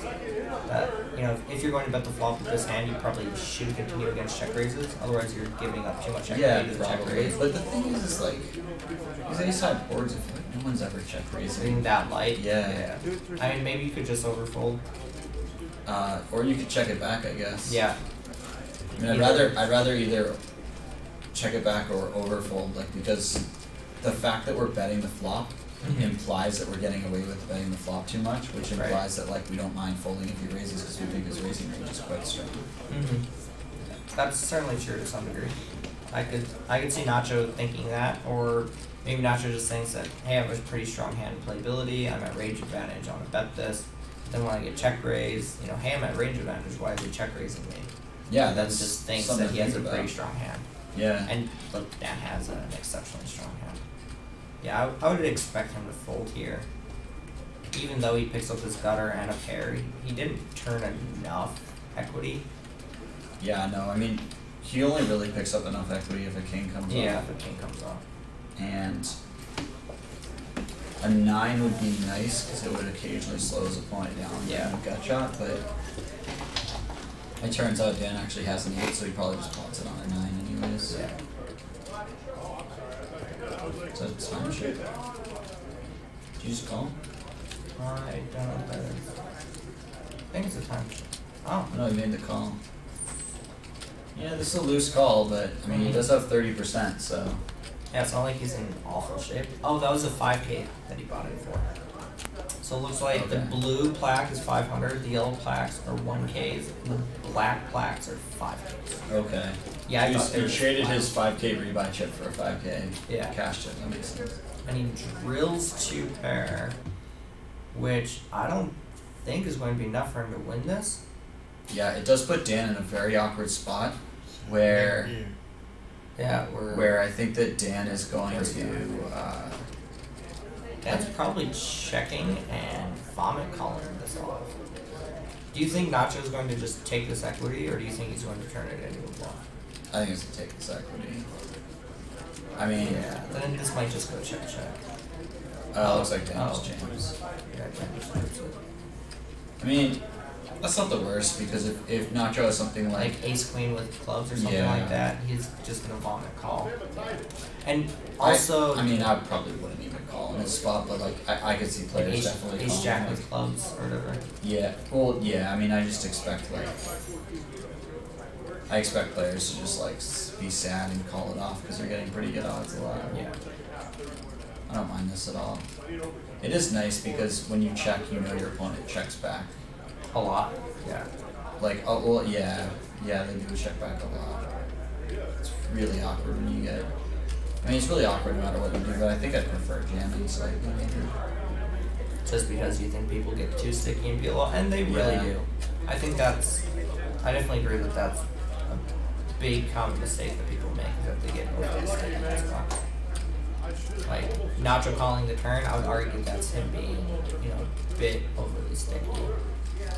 I wouldn't call it a mistake truly, but it's, I would argue that's a fold against most opponents. This is also, by the way, this is a really good example of why, just because you have a range advantage doesn't mean you shouldn't be, taking some of your medium strength hands and checking with them. Right. Like, this could have went check, call. They got pot, maybe a call or whatever. Right. But like this pot could have been like 1K on the river. And instead it's a 15K pot, and it got inflated because of this, and it just puts you in these really awkward spots where, checking back would not have done so. Oh wow. Called off. Yeah, he's gonna get bad, man. Yeah, that's too bad. Yeah, and I see why he called like 4-5, like Dan just had like 4-5-8-9 or 5-8-9 or something like that. 5-8-9-10, 8-9-10, all that stuff, and he only blocks a 10. So he just thinks Stannis is going to have a lot of like wraps and stuff. I mean, the only downside is Nacho had 2 clubs. He had 2 jack 10 clubs in his hand, so it blocks like the wraps and flush draws. But yeah, I mean, in Nacho's defense, ace queen and queen jack are very similar hands on that board. Like, I doubt Dan's jamming. Like ace queen for value. Yeah, and actually he should never really have ace queen anyways. But like if he did, I don't know if he'd even jam it for value. Right. So yeah, I think when he gets to the river, I think when he gets to the river, it's a very reasonable call. Because Dan should have a lot of 10-9-8s that break and 95s and 9-8s with flush draws and things like that. The only thing that's concerning is that King 10 gets there, but hey, we have the 10. So we block, 10 of clubs with King X.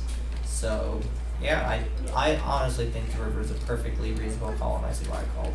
I just think that I agree with you on the flop that he could consider checking it back, and I think he could fold turn, but I don't. Yeah, I would probably fold turn, but once he gets to the river, I can definitely see reasons for calling for sure. Yeah, especially with how good of odds he was getting. He was getting such great odds that his opponent doesn't need to be bluffing very often for it to be a call. You could make the argument that if he's getting that great of odds, his opponent's probably not bluffing very much. Right, but so then stylistically that comes down to, I can talk about my hand some.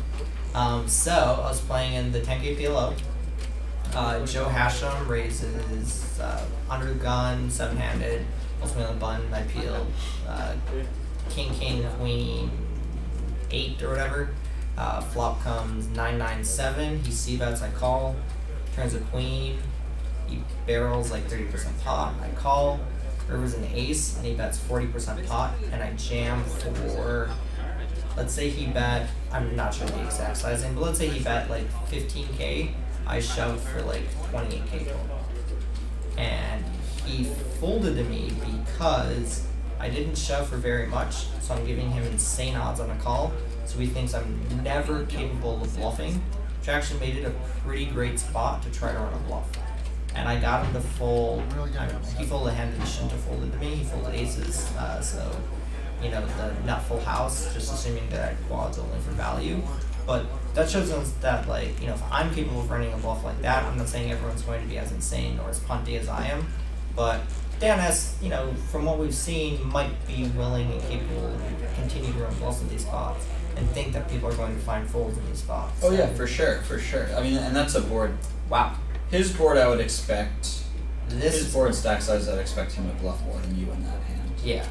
That's for sure. Yeah, this is Very Shania has a pretty good flop here. Yeah, Janaya with top set and a flush draw, and Dan with a pair and a straight draw and a flush draw. It's a pretty strong texture all around. Yeah, Dan's definitely going to check call up. Wow, that's an awful card for Dan. Yeah. He picks up top and mid 2 pair with the up down to go with, and is in not good shape. And by not good, I mean look at that. He is only at 18% this is actually really with unfortunate. a monster hand. I could see him just calling the turn. Yeah, let's see what Is he gonna lead? No, he's checking. Janaya is probably going to bomb this, and then yeah, I'd be pretty shocked if Dan check raised here, because he has a hand that has showdown and has a lot of overall equity. So he's not, but he doesn't have like he doesn't, you know, have a set or anything. So he's not going to want to raise it for value. He's just going to want to, like, you know, check call, take his showdown, take his overall equity in the hand. So he probably got saved to some degree that he didn't pick up a card that just like gave him more overall equity without it being a showdown, like a king or whatever. You know, the type of card that he's going to want to like hammer. This he's probably just going to check call, but you know, if the river's like deuce of hearts, he's also going to get locked in calling a large bet, which really is unfortunate for him. Yeah. Well, also sometimes players go along the lines of thinking like my hand may be good now, and if it isn't, I have a straight draw and a flush draw to go with it, and then they just pot it to like protect / whatever. That could be true. He might but just do that. I'm not saying that's the best way of thinking. Yeah, it looks like he's doing that. Yeah, I think this is a perfectly reasonable line of thinking. Yeah. Yeah. Like, I don't think... I agree that that's a perfectly reasonable line. I personally would just be calling it. Just because of that. Like, I have showdown, and I have this added equity to go with it. And my opponent bet this No, I think your approach is better. But I see the reasoning behind why you want to do this for that exact thought process is, hey, I've got this strong hand, and I've got this added equity, and if my opponent happens to have a set, hey, I've got this backup stuff, so it's fine. Yeah, it's a and lot of running backup it twice. stuff. Yeah. Unfortunately, if your opponent has a set and the nut flush draw, you're getting very bad news here. And an ace blocker. Yeah. Oh, sorry, no. Not ace blocker. Yeah, he's in very, very, very unfortunate shape here. Oh, he's peeling this. That's kind of interesting. That's very surprising, because he only has 2.6k back. I'm not really sure why he just did that. Yeah, I don't get either. This actually puts Dan in a very odd river spot. Yeah, he's just gonna stick it in, and he's just gonna call and get the very bad news. Yeah. That was pretty interesting by Janaya though. Because you'd think that, I mean, I guess he's not that really worried about straights, but, you know, having clubs to go with, but I personally would still be kind of worried, and on top of that, I mean, you have the effective nuts, having blocking top set, so, and you have the nut flush draw to go with, so you're definitely an equity favorite. Why not just stick in that extra 2,600? Yeah, and I mean, get that extra equity. The only reason to not put it in is like you think that your opponent has some sort of like bluff that can't call it off. You can let them bluff river, but like he just put in 2/3 of your stack. Like he's always calling it off. So like let's just get it in there. Yeah, run that extra equity. Do you think there's like a chance that he was like, I have such a good hand that I don't want to run it twice, and he just like called so that he could get to the river and like have a bunch of money in the pot or whatever? That's possible. That's kind of sick if he did that. Like, if he did that, I have to give him like major props. You know? He's like, I don't want to run this twice. Yeah. Let's do it once. He's just Let's got get the to the balls. river. Just call him. I don't really care if you get there. I just wanna win the whole pot when I Yeah. win. That's true. That actually could be his line of thinking, honestly. That makes perfectly logical sense. I'm the nit though. I just wanna let's get this in. You don't want let's to run see a it jack twice. come off. Yeah. I get it. Yeah, exactly. I don't want to see a jack come off either. It's reasonable. It's not like, it's almost jack of clubs. Also, our hand's so good we can just win it twice. Yeah, that's true. Exactly. Why not just? What do they have? Let's win it twice. And also like, Usually like how can we jack lose it 8-9, twice? we can win Right. twice. What? But also, how can we lose it twice? It's very difficult to lose It'd be that tough to twice. lose it twice. It'd be very, very tough to lose that twice. So like, I want to lock up half and then try to get the other half. Yeah, for Instead sure. of like what he did, which is like, you know what? I want all this pot. Let's call this, and then put it in on the river. Mm-hmm. That's honest. I think that's what he was thinking. Honestly, Yeah. I think that makes the most logical sense. So it looks like our players are on a break, probably on a 15-minute break here. So we are going to turn on commercials for you guys. Thanks for stopping by. I hope you guys are enjoying the stream.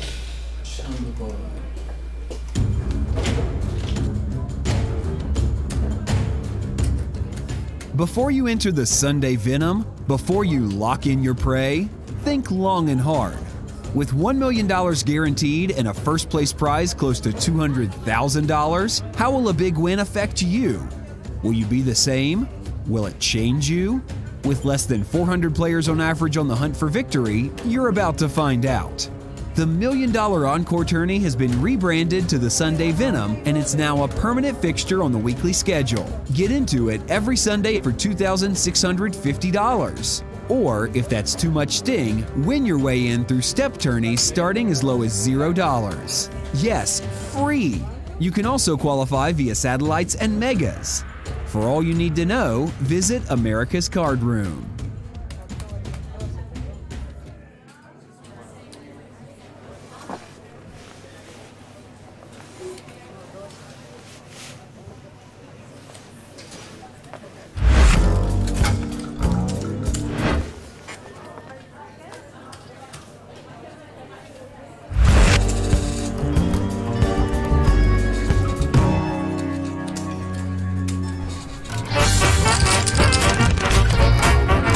America's Cardroom. Greatness awaits.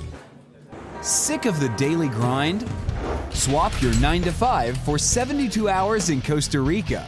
The Winning Poker Network invites you to beautiful Costa Rica, where you can face off against sharks and fish in the live cage. The live cage is part cash game, part tournament, and all out incredible. And you can win your way in every Sunday at 6 p.m. Eastern Time in America's Cardroom's 3-package guaranteed satellite.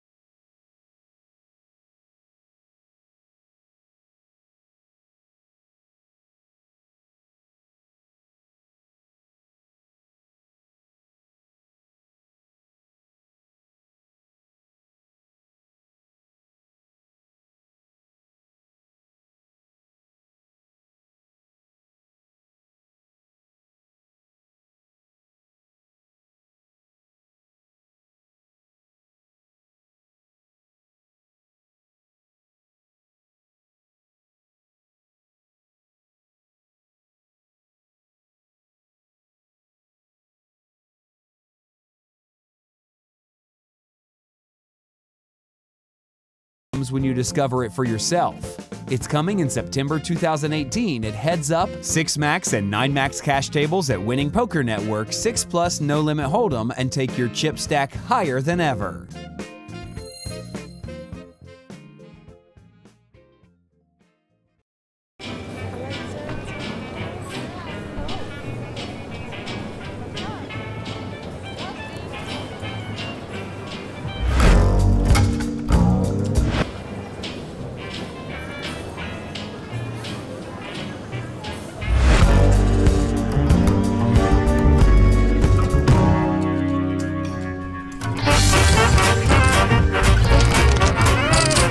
America's Cardroom. Greatness awaits.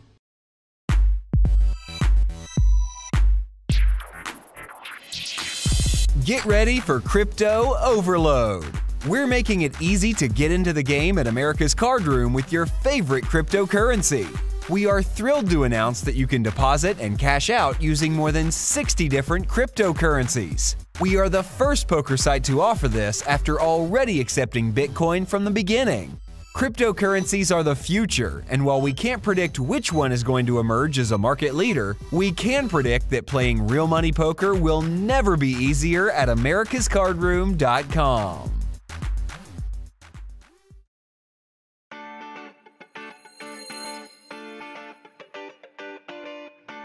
Welcome to Sit and Go 2.0, the next evolution of poker. While the gameplay of Sit and Go 2.0 plays out the exact same way as traditional Sit and Go, the real action takes place before the cards hit the virtual felt. Let's see how it works. At the beginning of each game, there's a 20-second time period where everyone gets the chance to pick a card out of a deck of 55 cards. The deck consists of 52 standard playing cards that are colored red and green, instead of the typical red and black, along with 3 progressive jackpot gold cards that we'll explain to you as we go. Here's an example of a $10 buy-in Sit and Go. Once everyone has selected a card, it's time for the first player to the left of the dealer to reveal their card. It's green, which is good, because every time that a green card is revealed, the prize pool and number of players paid increases. Green means go, and red means stop. Should the card have been red, the pregame stops. No other player needs to reveal their card, and players play out a traditional sit and go for the posted prize pool that you see here in the middle of the screen. Our second player revealed one of the 3 gold cards in the deck. This is exciting because each time that a player reveals a gold card, it unlocks one of 3 progressive jackpots. The first gold card unlocks the small jackpot. Should the players reveal all 9 green cards before a red card, then however many gold cards are revealed in that process determines how big the jackpot they'll be playing for is. You'll notice that there are now 2 prize pools being displayed. The one on the left demonstrates the guaranteed prize pool should the jackpot not be played for. The one on the right shows how much the players will play for if they reveal 9 green cards before a red. The next 3 players also reveal green cards, and the 4th pulls yet another gold card. We're on a roll now with a total of 4 green cards and 2 gold cards. As you can see under the prize pool column, it's increased significantly. When we started the game, only 2 players were finishing in the money of a $70 prize pool game. Now, with 4 green cards revealed, we're up to a $140 prize pool with 6 players finishing in the money. The next 3 players all revealed green cards. The next card will be picked by the player who pulled the gold cards as opposed to green. The first gold card player is given another 20 seconds to pull another card. Great! Another green card. Now, back to the second player who originally pulled a gold card. The final gold card is revealed. This table will now be playing for the mega jackpot if the last card revealed is green. Once again, the player who picked the second gold card is allotted 20 seconds to pull their next card. It's green for the maximum payout. These players will now have the thrill of playing in the biggest sit and go of their lives, and every single player at the table is guaranteed thousands regardless of what place they finish. Sit and Go 2.0 is exclusively played on the Winning Poker Network.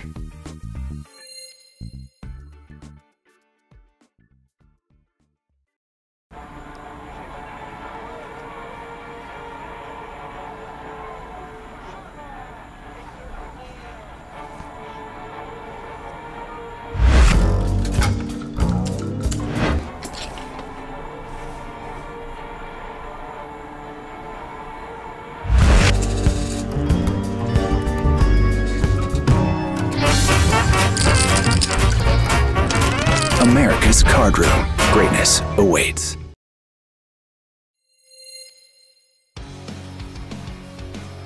For all you crypto geeks out there, and because a lot of crypto geeks play with us on America's Cardroom, I happen to stumble across, pure luck that I stumbled across this, and I thought it would be worth mentioning to you guys, right? So a lot of us keep our crypto wallets on our phone. This is some info wallet or whatever that was recommended to me by some website at some point.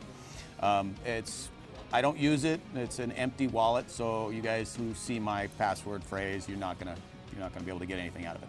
But here's the combination of things. I'm using an iPhone. I think you can do it on Android as well because all the components will be there. So you have to have a wallet on your phone, right, that you trade cryptocurrencies of some sort. And never ever do this, but here's a picture of the seed words. So there's the words, right? So what this is meant to be is your seed. So if you ever lose your wallet, you can type in these words and recover any amount of Bitcoin cryptocurrency that you have on that wallet. It's a security feature. So you're supposed to write that down, put it in your safe. Well, it just so happened that I had to restore my wallet on my phone, right? So what I did was I took these words, right, and I put them into the app, and it worked. I was able to recover all of my cryptocurrency. That's a pretty big win. After that, I realized that I have one of these cool things. I have I don't know if you can see that. It's a key swiper to help you text stuff faster, right? It has like an AI in it, and so that it predicts what you're going to do. So I'm just going to go through real quick. Here's a few things that you have to have. Is you have to have use a wallet on your phone, right? You use like a key swiper, right? Let me show you. I saw that. A key swiper, which is like an AI that predicts what you're going to be typing, right? And your seed, right? So this is the seed word that I used to restore my wallet. So what happened was I needed to restore my wallet, so I had my seed. I went in, and the first word in my seed was mix, as you can see. And I showed you before, I have one of those key swipers. So I'm going to type in the first word, mix, right, space, and you see the second word is buddy, and lo and behold, the second word is buddy, right? So we'll just go ahead, and I won't ever type another word, and at buddy, romance, divert, live, defy, use, behind, whip, squeeze, zero, test, right? And there they are. That's my seed words, and my keyboard swiper just remembered all of my words. So if that's stored on a server somewhere else, or AI, if you opt in, then they can be improving your AI and be getting what you're doing, and they can actually have the seed and not even realize it, or realize it. I don't know. So the thing you want to do is turn off your keyboard swiper if you're ever restoring the seed to your wallet on your phone, right? You don't want to have that because it's a pretty big security breach for all your cryptos. Yeah, so super cool. There you go. And that's how not to get all your Bitcoin stolen. Thanks.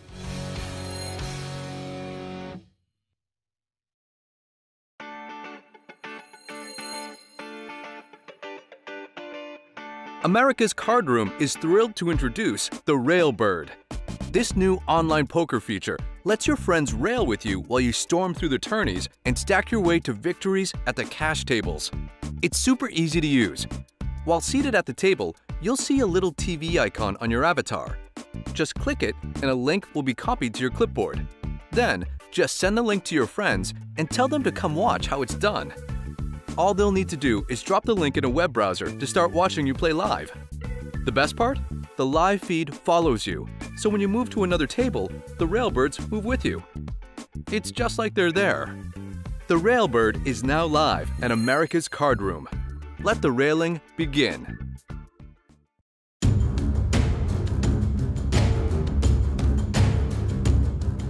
Before you enter the Sunday Venom, before you lock in your prey, think long and hard. With $1 million guaranteed and a first place prize close to $200,000, how will a big win affect you? Will you be the same? Will it change you? With less than 400 players on average on the hunt for victory, you're about to find out. The $1 Million Encore Tourney has been rebranded to the Sunday Venom, and it's now a permanent fixture on the weekly schedule. Get into it every Sunday for $2,650. Or, if that's too much sting, win your way in through step tourneys starting as low as $0. Yes, free! You can also qualify via satellites and megas. For all you need to know, visit America's Cardroom.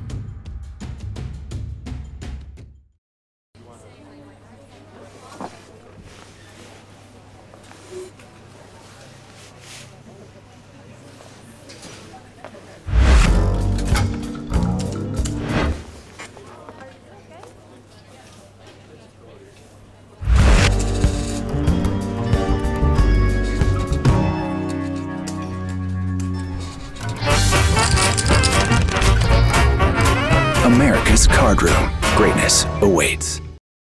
Sick of the daily grind? Swap your 9 to 5 for 72 hours in Costa Rica. The Winning Poker Network invites you to beautiful Costa Rica, where you can face off against sharks and fish in the live cage. The live cage is part cash game, part tournament, and all out incredible. And you can win your way in every Sunday at 6 p.m. Eastern Time in America's Cardroom's 3-package guaranteed satellite. If you win an $8,340 package, you've got yourself the $5,250 main event buy-in, up to $800 for airfare, $1,000 spending cash, hotel accommodations at the Taormina Casino and Hotel, and more. The Live Cage isn't just a poker event, it's the trip of a lifetime that you'll never forget. Grab your ticket today.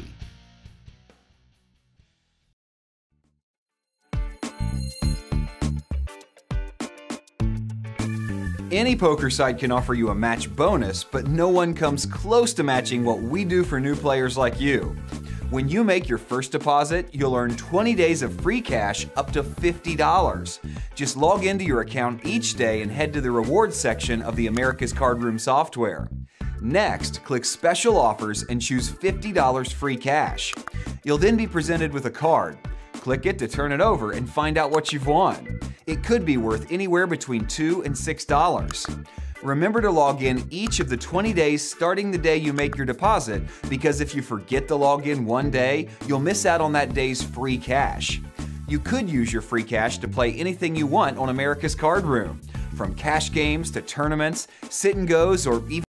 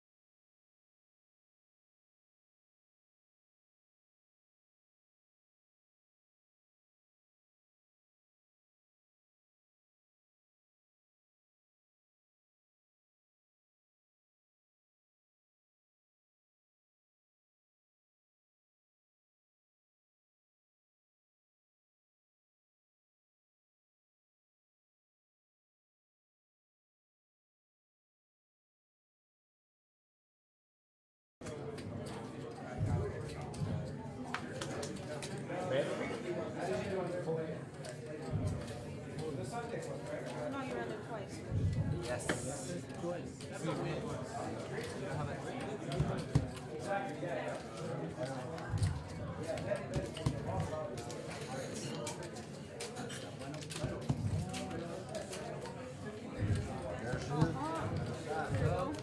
Oh my God.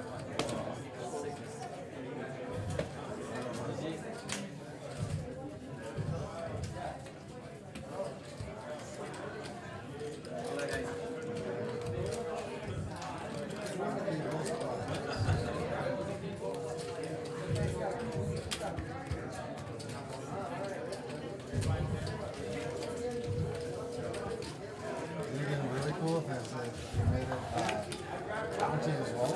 You can fix it before. Create more action when the guy's like super fit. Fun. Just to make it that much more safe. Yeah, exactly. Small big.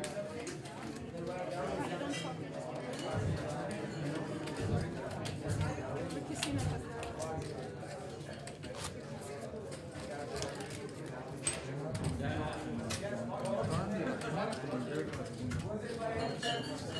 Drink fill over here, man. Drink fill over.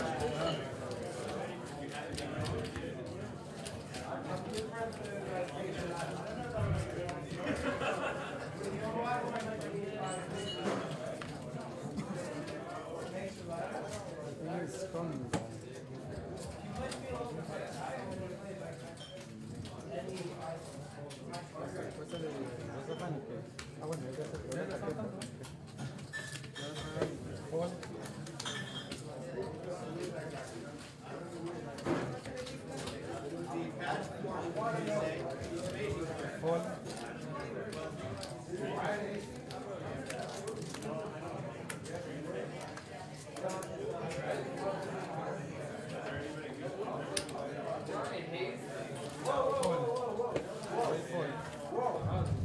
Can you tell me who my gravity is? You know?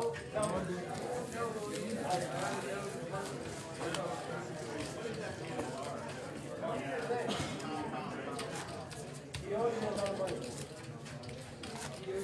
He owes me a lot of money. He's taking it from me.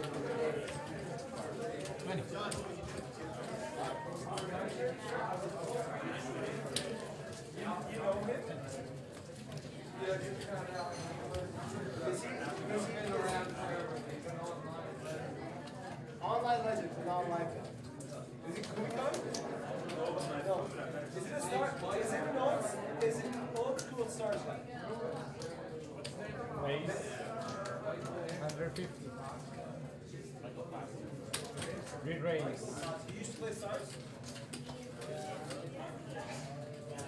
500. How high? Phone. I don't know what.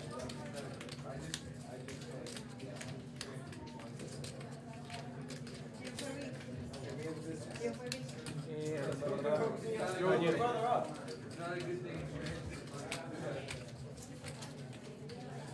It's my favorite.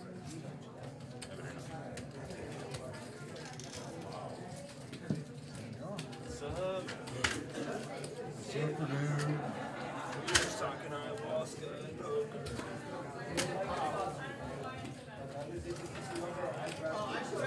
got all that shit going on? Dude, I was down to like 2K. That's video online. What's that? It's video online. It's gonna get pretty wild.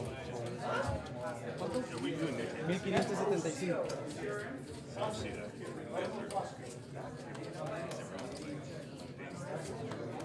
Not always.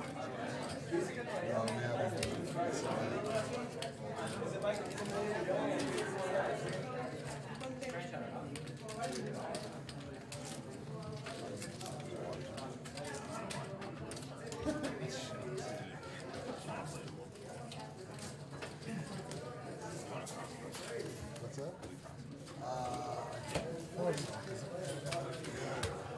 ¿Cómo se llaman?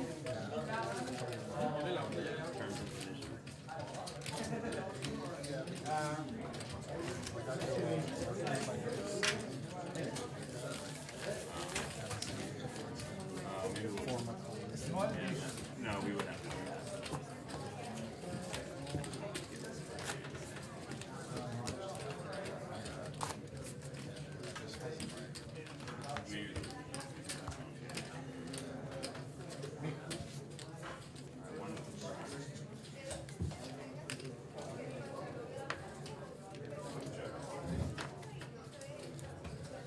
How long do they keep these little feeds up?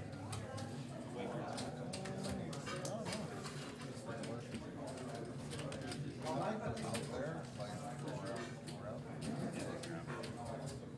Hold. Raise. 175. Scan the cards over here. Hold. Hold. What is it? 175. Sold. Exactly.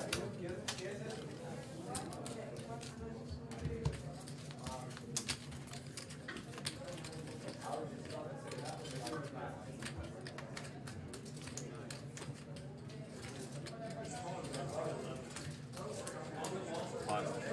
375.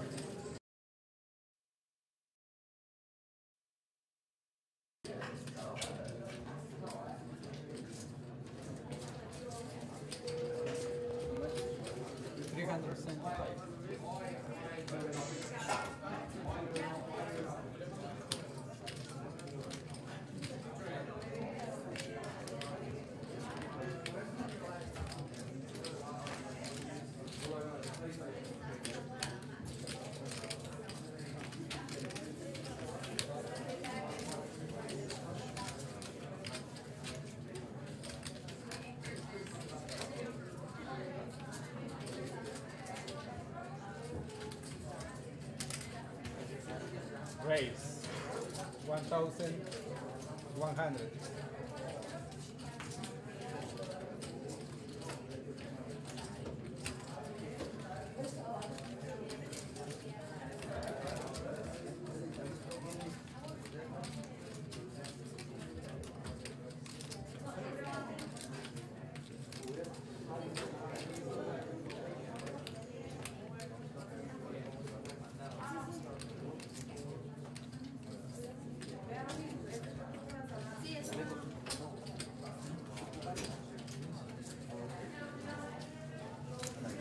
Hold.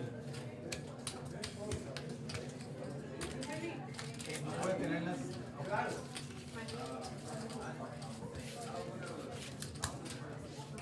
Small bit.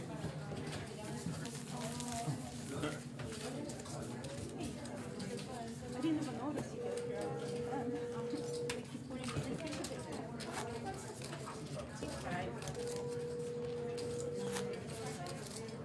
Did you change the chip or did you What's that? you had a last chip or do you want to I won.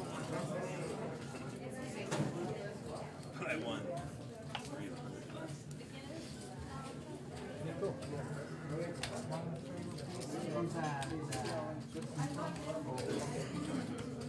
Thank you.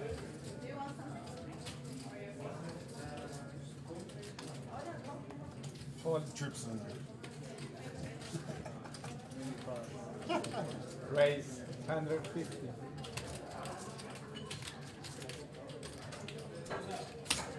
Hold. Hold.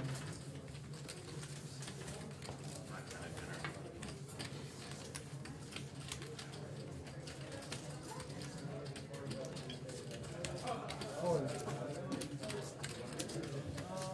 Exacto.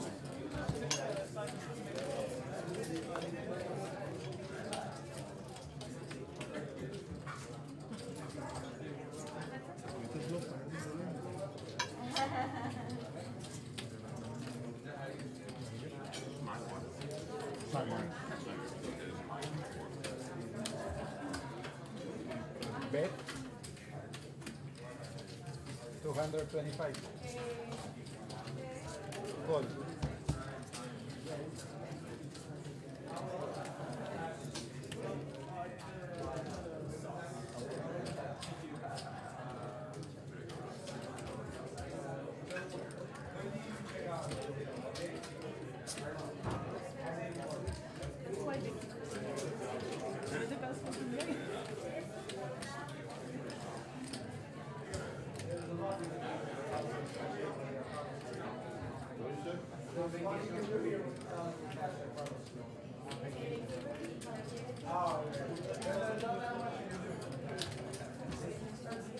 Bet 650.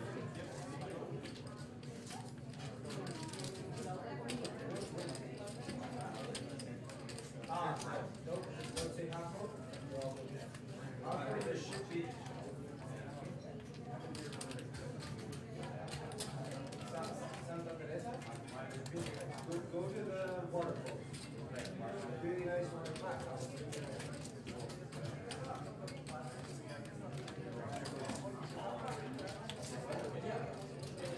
Yeah, we're just transitioning out of training.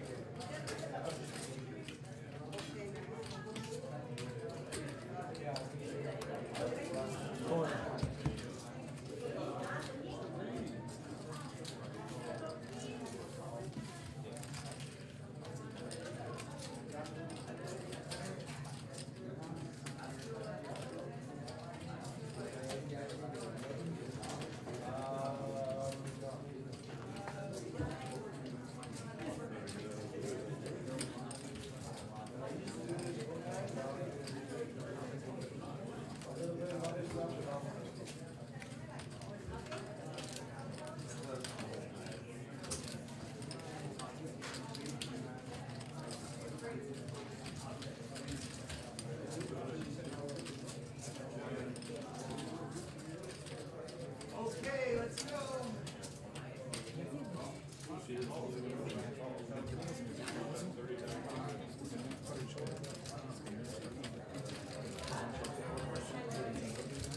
Bet 1,475. I should have known better. The last barrel was coming. I should have known better. Please stop.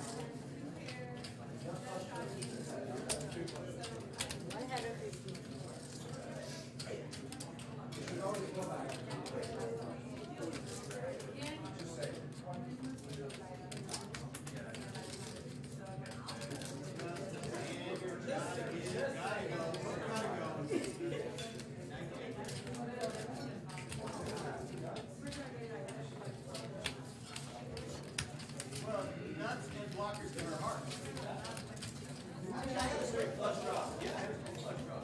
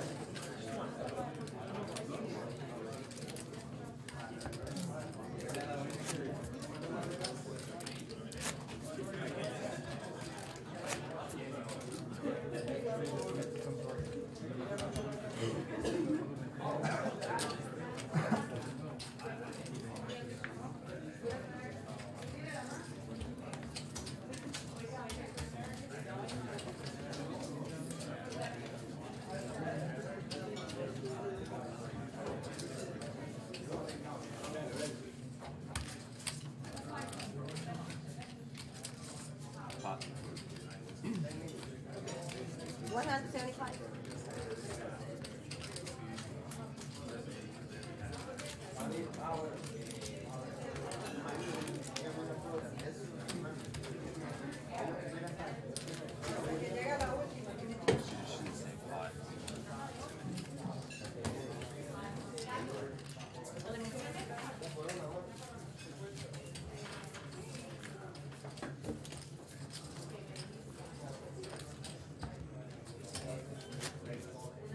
¿Pero le llama? No era yo. Me falta meter una acción.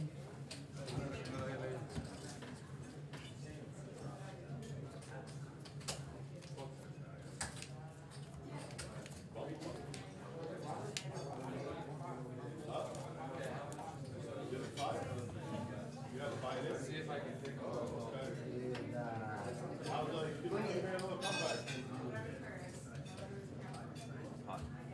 Let's do it. Let's do it. Three-way all in, Bill. We're gambling here. Whoa. I got 700 in. It's like a big pair. That's it? I know they both got big. That's what he said. He's they both got big. I'm not sure he looked up. You all know me. I like your hat too.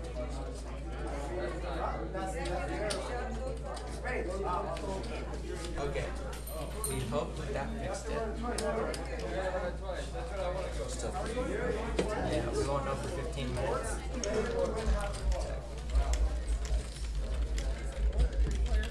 Okay.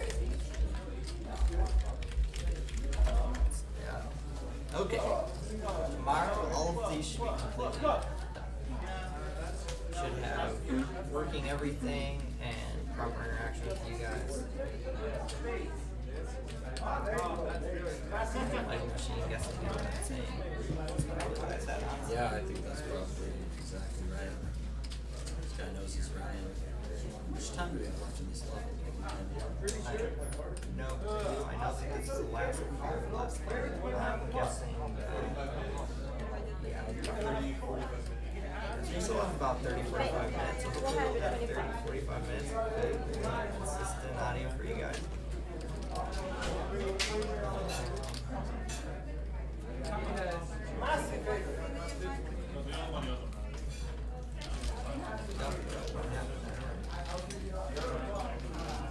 All I saw was that he's playing 20%.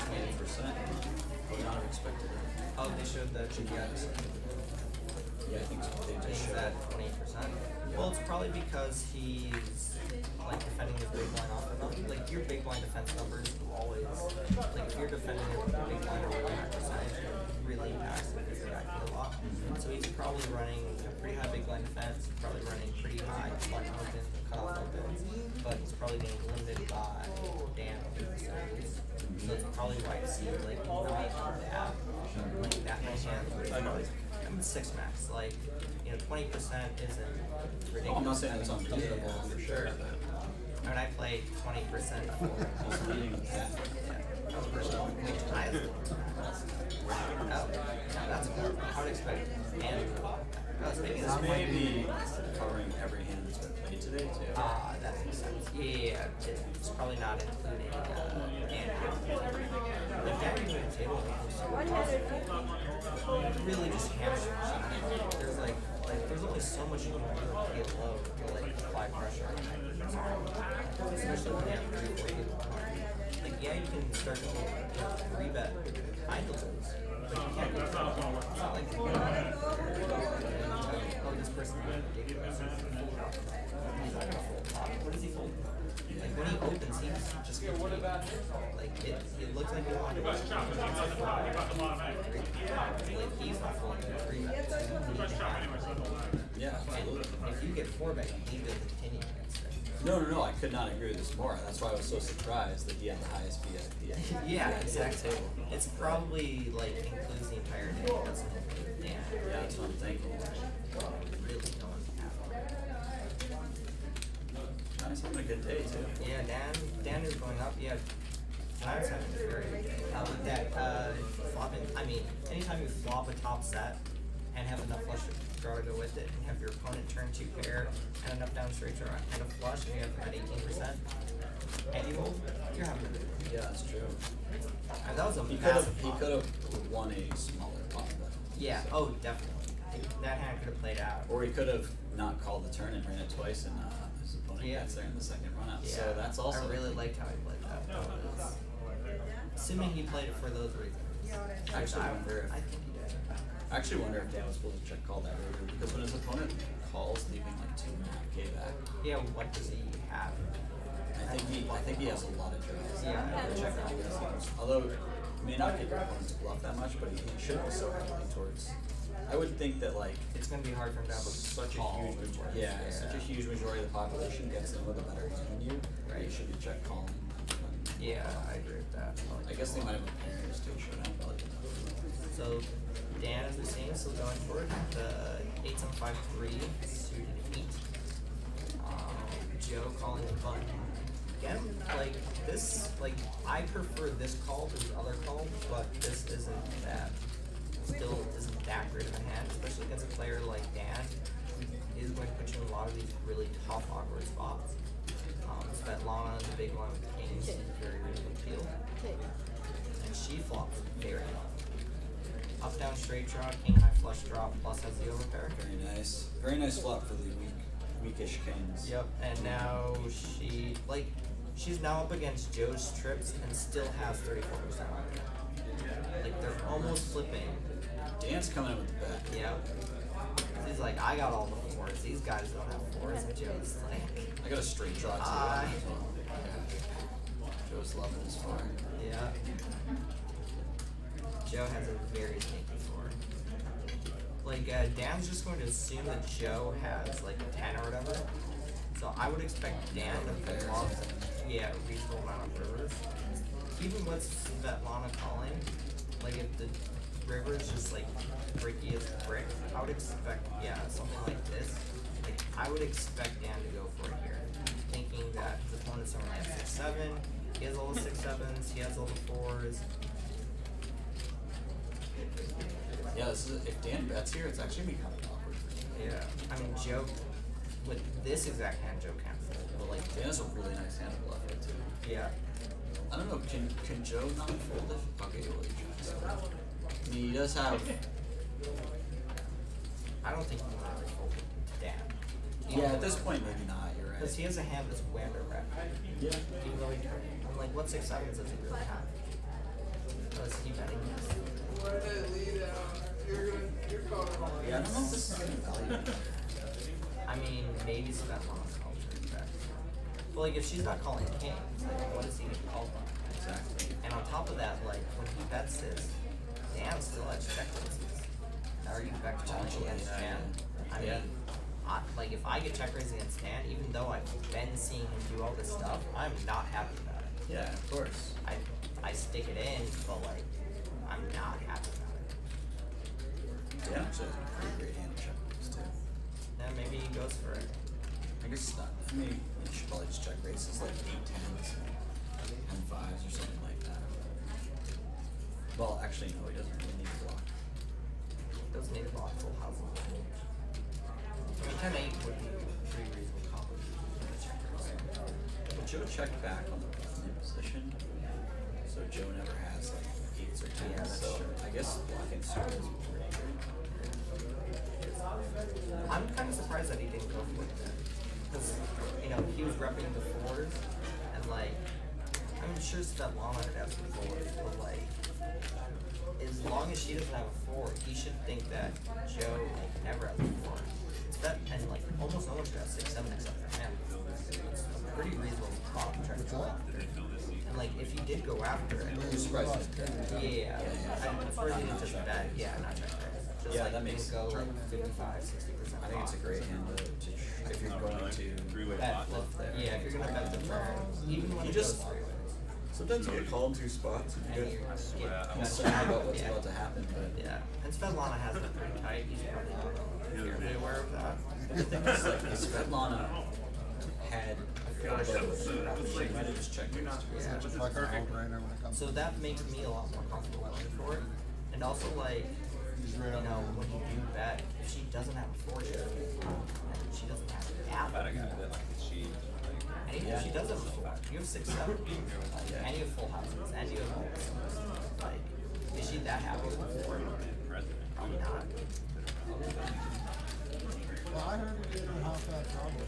So like, PLO is great for this. Because like, as you guys have been seeing, like, anytime you're like... It was bittersweet though, like I thought it was cool. It's really tough and awkward situations. But anytime you're betting, you're like, hey guys, I have all this stuff. Yeah. And now he tries to come back now. This is why like, PLO to some degree, like, among... if you guys ever watch like high stakes PLO and like Poker After Dark, the really big games that they run, some of the best players in the world, you'll see pre-flop play pretty tight, but post-flop play really aggressively because of this exact thing.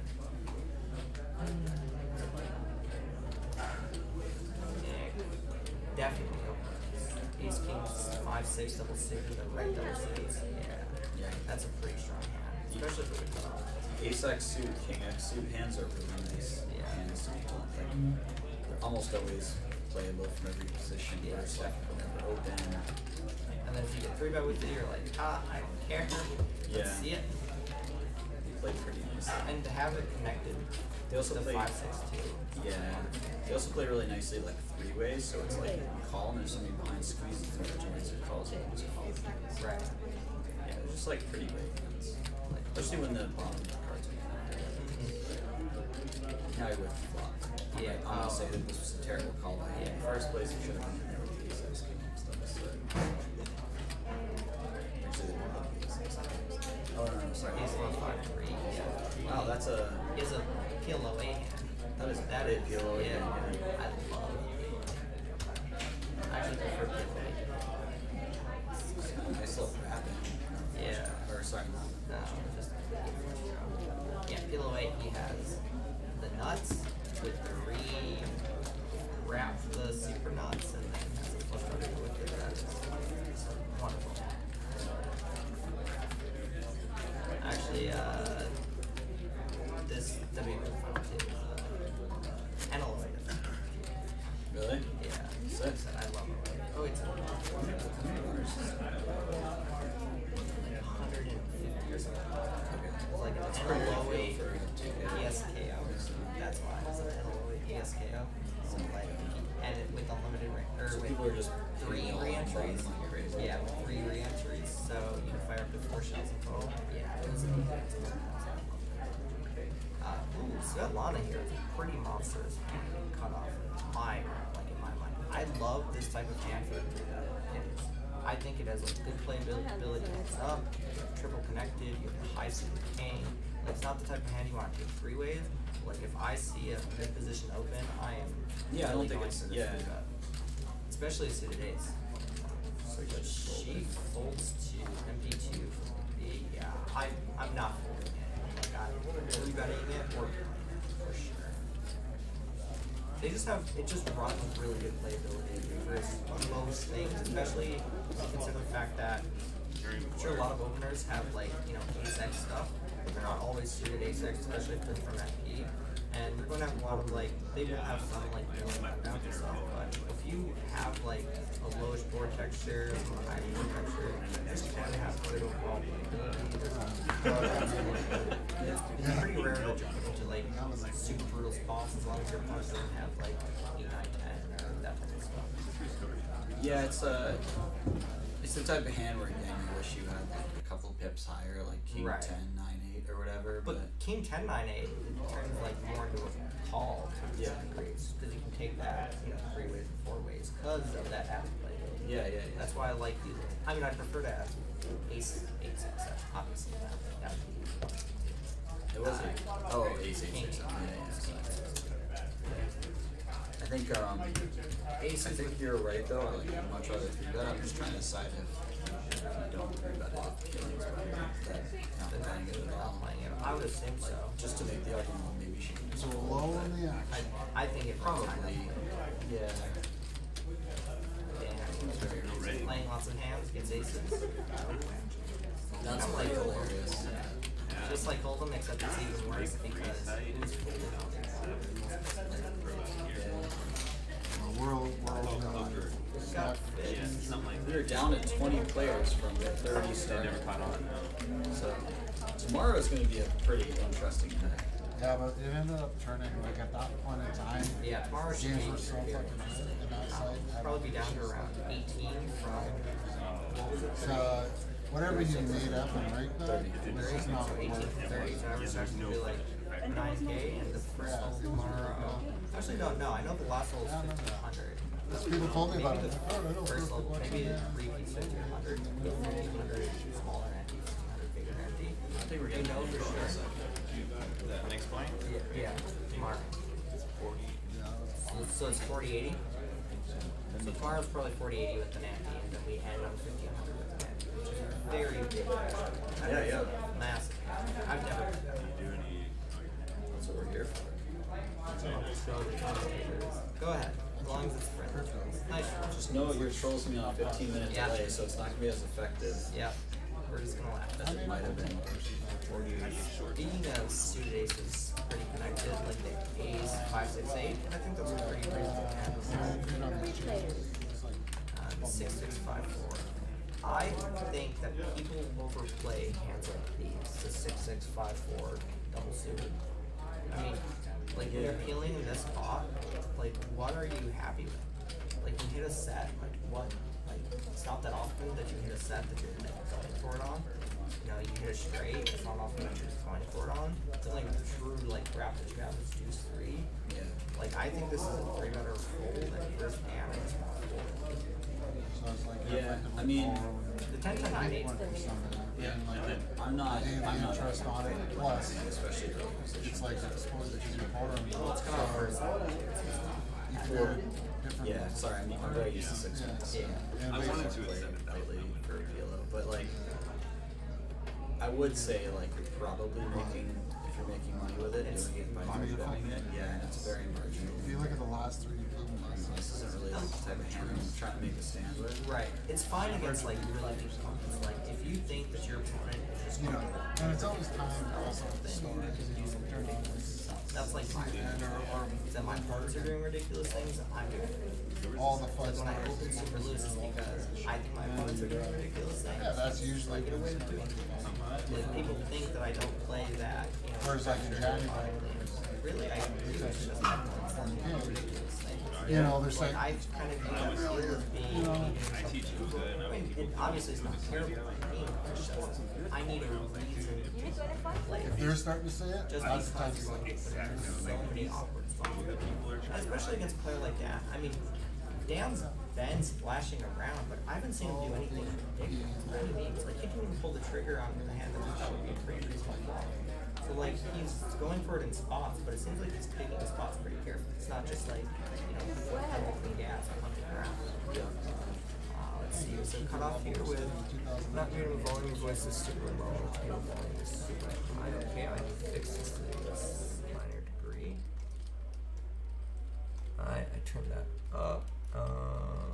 Let's see here. I should move over here. Nope, not the spot. Gonna need a tech guy to fix it, but turn it up a bit. I can lower the. Nope, don't want to lower the mic that low. One sec. Alright, nope. Still 1 sec. There we go. Alright, should be a little bit better. So queen 9-9-5 here. Dan here in the big blind flops the nut full house. Unfortunately for him, I mean his opponent's flopped some equity, but I don't expect Shania to do too much on this. I think Jenna might put a bet in, especially on the offsuit deuce now. Yeah, I could. Shania, sorry. But it's probably going to go lead call. So unless Shania hits, 10 and has a better hand, a 6 or a jack, he's probably not going to get paid off that much. Yeah, he might pay off on like an offsuit 3 or something, or 4. Against Dan specifically, but yeah, like, Dan might have earned this call, yeah. but like, I agree with you in general, he's not. Oh, jeez. Oh. Okay, yeah, that's unfortunate. I don't know if Dan deserved this. No, that's very brutal. Especially Janai was the one that cooled him before, where they got it in with like 18% on the turn effectively. What's nice here is at least Dan's probably just going to bet and call a raise. Yeah, the mic was a little quiet. I turned it all the way up. the table was, they said, far too loud. Yeah. So I turned down the table and turned it up. Okay, it should be good. Right. Yeah, this is very unfortunate for Dan. Just exceptionally so. I mean, if he gets raised though, he's probably just calling. That's what I was saying. Yeah, I think he's never re-raising. Like, I mean, I don't even know if he would be re-raising if there wasn't the straight flush possibilities. But because they're on there, like there's straight flush possibilities. There's quad possibilities and tens. Yep. And actually quads are pretty reasonable. Obviously unlikely, but like really unlikely. But like I think Janiyah might check them back. Yeah, like if I have quads, I'm checking them back. I want my opponent to rub sevens. Yeah. If I have all the sevens, what are they putting chips in with? Nothing. So I need them to bluff. Yeah. So like you can have quads, you can have straight flush, you can have 2 straight flush combos. Like Janiyah has a strong hand, but he's just going to Dan has a strong hand, but I think he's just going to lose to this raise. Like I don't think he's Janiyah, be careful, man. That was borderline string bet right there. Yeah. You don't want to get caught on that. It's definitely one motion, but yeah, that's pretty dicey. You definitely don't want to risk that. I don't even know if it was. He kind of like flicked out the first chip. And then put them forward. And then put the other 2 forward. I mean, I don't think he was like getting shady. I just, you know. Oh. Are they? They're calling it a string bet? Oh, they might be. Oh, that's unfortunate. That is. They might. I mean, the way he put it out there, like, it looked pretty string betty. Yeah. That's pretty unfortunate. Yeah. This is, Yep, looks like it's a call. That's too bad, buddy. Yeah. You hit your miracle 2-outer. What was he making at 2.6? Yeah, it looks like it was 2.6. So he lost out on 5. He lost out on 1,700. Yeah. I mean, that sucks, but like, it's not the end of the world. Yeah, it's not like he was potting it or anything. He's having a good day though. Yeah, he's having a very good day. Starts with 5Ks, up 11.6. If he can last another 6 hours tomorrow, playing 40, 80, 50, 100, he could have, That's the sick thing though. Like, you can go through a lot. 16K at 5,100 very easily. Yeah. 3 hours to do it. Yeah. PLO, like no one's really safe from trying to lock up their profit. And if they are going to lock up their profit, they're going to be putting a lot of money in between the aces and the blinds. I mean, last night I was playing 5-5-10 PLO, was 1,800 deep, and didn't feel that deep. Yeah, and like not it's that just deep. No, it's not. So we could see Janiyah have all the money tomorrow, or could pretty easily not make it, and that's like just the nature of PLO, and that's why they added in the always running it twice. Is that kind of gives it a little high-low feel where people are going to push equities a little more, they're trying to go after it a little more, going to call off a little looser, encourages action, but also limits variance a little bit. It's probably why we're only down to 18. I mean, if they didn't have the forced run it twice, we could be down to 15 or 12 even right now with how big this game's been playing. Yep. So the ace, queen, queen, 10 is a pretty strong hand. And is not getting defended by the 9-8-6 deuce. I would expect that to defend. Yeah. I mean, I don't think it's a loose defend. I mean, I think it's, not the happiest defend, but I'm not holding it. Yeah. It was 9-8-5. But he did also just make that mistake. So, when you make a mistake like that, people can tilt 2 different ways. Some people get super frustrated and start to go off, and other people they go, okay, I need to rein this in. Yeah, I'm the second type of tilter. Yeah, I'm for sure. definitely more of the rein it in. Force myself to play very disciplined and still stay at the table. Anytime I've misread my hand, I've forced myself to even in a cash game, which only happened twice that I can think of. Force myself to stay at the table longer to just fight through the shame and tilt. It's good practice too because you're going to be, if you're playing tournaments, you're going to be deep in a tournament, you're going to lose some big pots. Exactly. And if you can control your your mindset in those because you practice it at a cash game, it's really nice practice to have for sure. Super powerful. Yeah, so this limp is the first limp we're saying. I think it's, a little loose, but it's fine. Suited ace with Jack 8. Oh, Nick limped. Okay, I see. Yeah, this is the first Dan's limp over we've seen limp today. is a little loose to say the least, but But he did flop a straight. Yeah, he did flop the, I mean not the nuts, but he has a very locked hand. He has a lot of equity. I guess Queen Jack has a flush draw. Oh yeah, Queen Deuce is a flush draw. I missed out on that. But the Jack 3 is also a flush draw, blocking that. Yeah, and everyone's just gonna fold, and he's gonna take it down with this. I mean, the 3 clubs is like when he's over limping that, he's kind of saying that this is my table. I'm gonna do what I want. Yeah. It really is. He's really just saying, you know, that I can do anything. That I have a bigger edge than all of you guys to a ridiculous degree. Let's take it post flop. You have to have a pretty big edge to play make the Queen 7-4 3. Yeah. 3 of a suit profitable. Real big edge. Yep, that's true. He's been going for it so hard.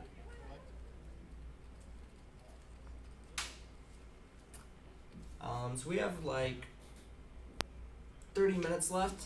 So today's, we definitely ran into a bunch of technical issues, but we are back tomorrow. We're playing much higher stakes tomorrow as well, and should have everything ironed out for tomorrow. I'd be pretty surprised if they didn't. So tomorrow, we will see you guys at, I believe we're going from 1:30 till 8:30 Eastern Standard Time.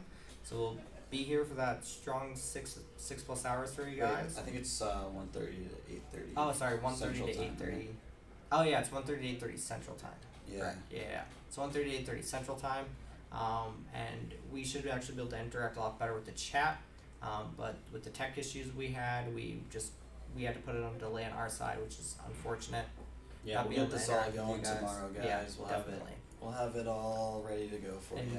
Jesse should also be a little more recovered, so we'll be much better to go. I'm fighting right now. Yeah, I can tell you're pretty beat. Yeah, I had a rough couple of days. I got some sort of bug. But yeah, tomorrow you should definitely be in a little bit better shape. So 8876. 10-8-3. He is so going for it. The 10-8-3 deuce. I mean, he's made some ambitious opens. This is definitely. I mean, in his defense, I'd rather open this than overlimp the queen. Sure, he's just really going for it. He went on break and gave himself the pep talk of the year. For real. Yeah, he just like opens a 10-8-3 deuce and flops a straight flush draw. Joe should be leading this. Did Joe not lead flop? I guess, I mean, Down's been opening so loose that's not that unreasonable. When Joe calls from the small blind, he certainly could have some like 8-9 type of stuff. But misread. I thought it was big blind. Yeah, big blind. That's a fun way to win. Drills a 3-ball. Wow. Yeah, it's gonna go check. Joe's not gonna be thrilled about this. Yeah, and he's gonna go. Wait, you had that? He just shows the 30. I have enough with this. I really hope Dan's on stream tomorrow, like for the last hour and a half or so. I like watching Dan play. That would be a lot of fun to see. I like the fact that we would have to guess which Dan's showing up. Yeah. That makes me really happy. Like to see Dan, I thought when he first sat down that he was perfectly in line in all of his spots. Then he went on that break and just turned it up. Yep. Sometimes you gotta turn it up, you know. It's really it's great to see players that are so willing to shift gears to that degree. I mean, I believe that he's taking it a little far. I think you can get away with it in PLO to some degree, but if you're playing against good players, which I mean, I think Joe's been playing well. I think Janai's been playing well. It's not like his other opponents have been playing poorly to any degree. No one's been doing anything ridiculous. Everyone's played pretty in line. Yeah. So I don't see a reason for him to go, opening the 10-8-3 deuce from the cutoff and, think that it's a mandatory open or anything like that. We haven't even seen them respond to us. Sometimes you get away with it because people over-respond to how loose you're playing. But we haven't even seen them respond too much to that. So maybe that's why he's doing it, is that he's like, hey, you guys are just going to let me do this? Okay, I'm going to do it. Yeah, but I don't know. I don't know if people don't change up their ranges too much, I don't know if it really allows you to print money with the hands he's been doing.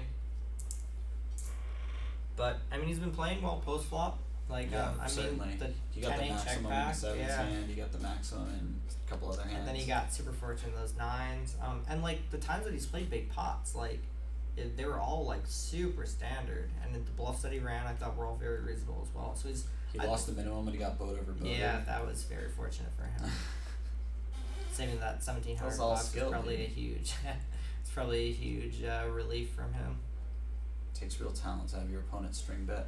So maybe he's just like seeing that they haven't been responding to him, and he's just like seeing what they won't respond to. Kind of like I'll do that in Hold'em tournaments pretty regularly, where I'll see no one's responding to me, and I'll just see how ridiculous I can get. Yeah.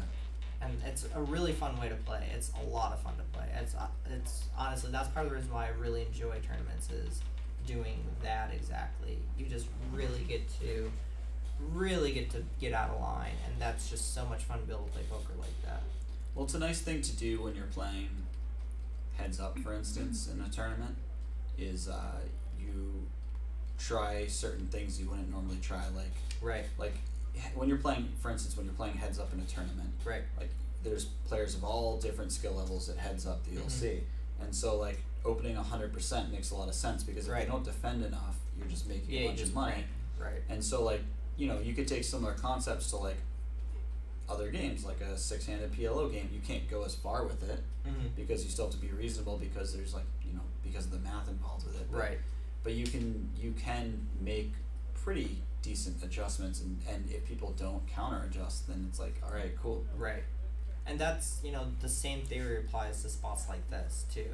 I mean, you don't want to overdo it, because if your opponents do start to adjust at all, it just takes like one person really adjusting well to turn what you think is a wonderful idea into a pretty awful idea. Yeah, it's definitely, that's well said. And all right, Dan just no, getting cooler. Let Dan smash the flop. No, he did, and he didn't, because Janaya has a much stronger ace. At least he shouldn't lose that big of a pot. He's almost certainly just going to call twice and make some river decisions, but depends on like the exact nature of the turn. I think if I was Janaya, just bet like 100 on this flop. 150. Yeah, 115 to 350 or whatever. I thought you just raised, but you just throw out the funniest 150 ever. Oh, that's a bad turn. Not for Janaya. Yeah, Janaya just lording over Dan again. Janaya has a boat. Yeah. He has top boat, and just as a backup plan, he has second boat. Yeah. And he has the nut flush draw. So this is pretty nice. I mean, the shitty thing for him is that he's blocking everything that Dan can have, but he's fortunate that Dan has a pretty strong ace, isn't folding to this bet. Oh, and he even has a backup spades. I didn't notice. He has Jack-6 of spades to go with it. Oh, Dan does, Yeah. Yeah, Dan's been running very unfortunately against Janaya. Oh, and he drills that. Jeez, that's just. Yeah, this is actually gonna suck, because he's gonna have to pay off 3. Yeah, he's gonna go check, bet like 700, shrub call, and he's just gonna feel awful. I will say this: I feel like this is a spot where it's horribly underbluffed by the under the gun player. Yeah. And so. Oh, he's leading. That is very interesting.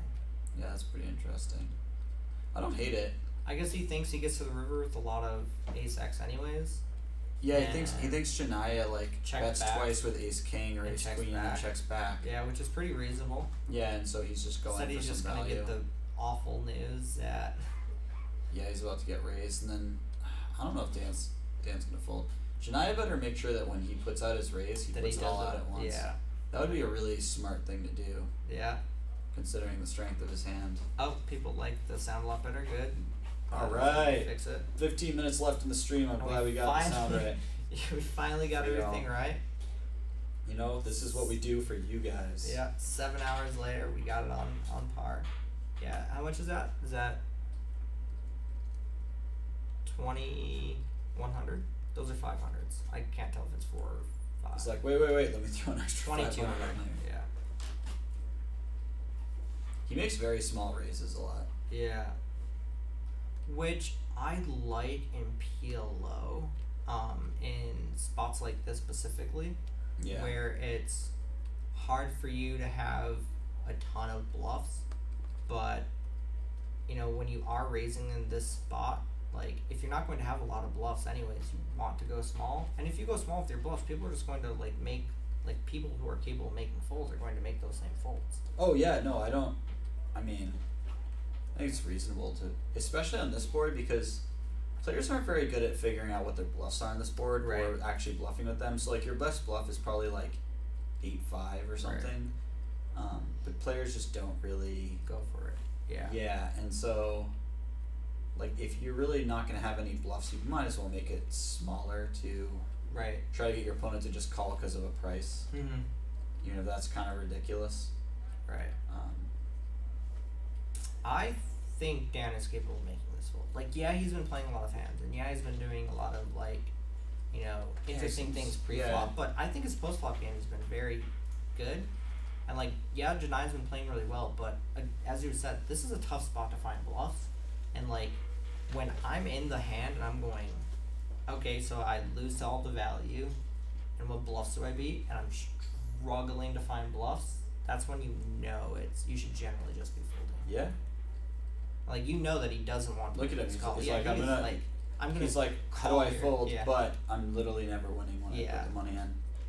Especially there, like that smile is, I am not winning this. Yeah. And how do I fold? Hey, good see, fold. that is nice a very fold. good fold. Like, yeah, he's been playing kind of out of line pre, but he's been playing very well post flop. That is, you know, a very difficult fold to make. Yeah. No, it's a good fold. For sure. People just, that spot doesn't come up very much, and people don't have natural bluffs, so I just don't think they bluff nearly enough. Exactly. And I'm sure that's exactly why he made that fold. The funny thing is like, if Shania has like whatever, and he decides to bluff with it, and he's aware that his opponent would have probably check raised like ace-8 previously or ace-5 previously, like if he thinks his opponent would have, then he gets away with that way too much. Yeah. But who does that? Who exploits that? Yeah, exactly. You need to be an exceptionally good reg and have the history with them, and them not think that you're capable of running that bluff, which is like a pretty rare, like all those things coming together. Yeah. You still should have some bluffs there, even if they do think you're capable, but it's just like... Yeah. Somebody asked about the Venom giveaway, by the way. Actually, are we doing that? Don't know about that, but if it's going to happen, it'll probably happen tomorrow. Sorry? People are asking about a Venom giveaway. There's a free roll. Can you give me a few minutes and I can whisper you? Yeah, I guess hit up Costa Venom about it. Alright. We don't know about the Venom giveaway, guys. Yeah. We're just commentating on some people. We're just guessing at what people have in 4 cards, alright? Yeah. Well, we know what they have. We're guessing what they're going to do. We're not really the top brass over here. By no means. So this Dan's 3-bet. This is another great hand to 3-bet. Good overall playability. Can flop pretty well. Plays well heads up. But doesn't play that great multi-way because it doesn't have enough flush draw. And this is a very interesting flop. Yeah. Oh, interesting. He just checks it. Probably the type of hand that you want to be firing 3 with. Yeah, I'm surprised that he's checking this.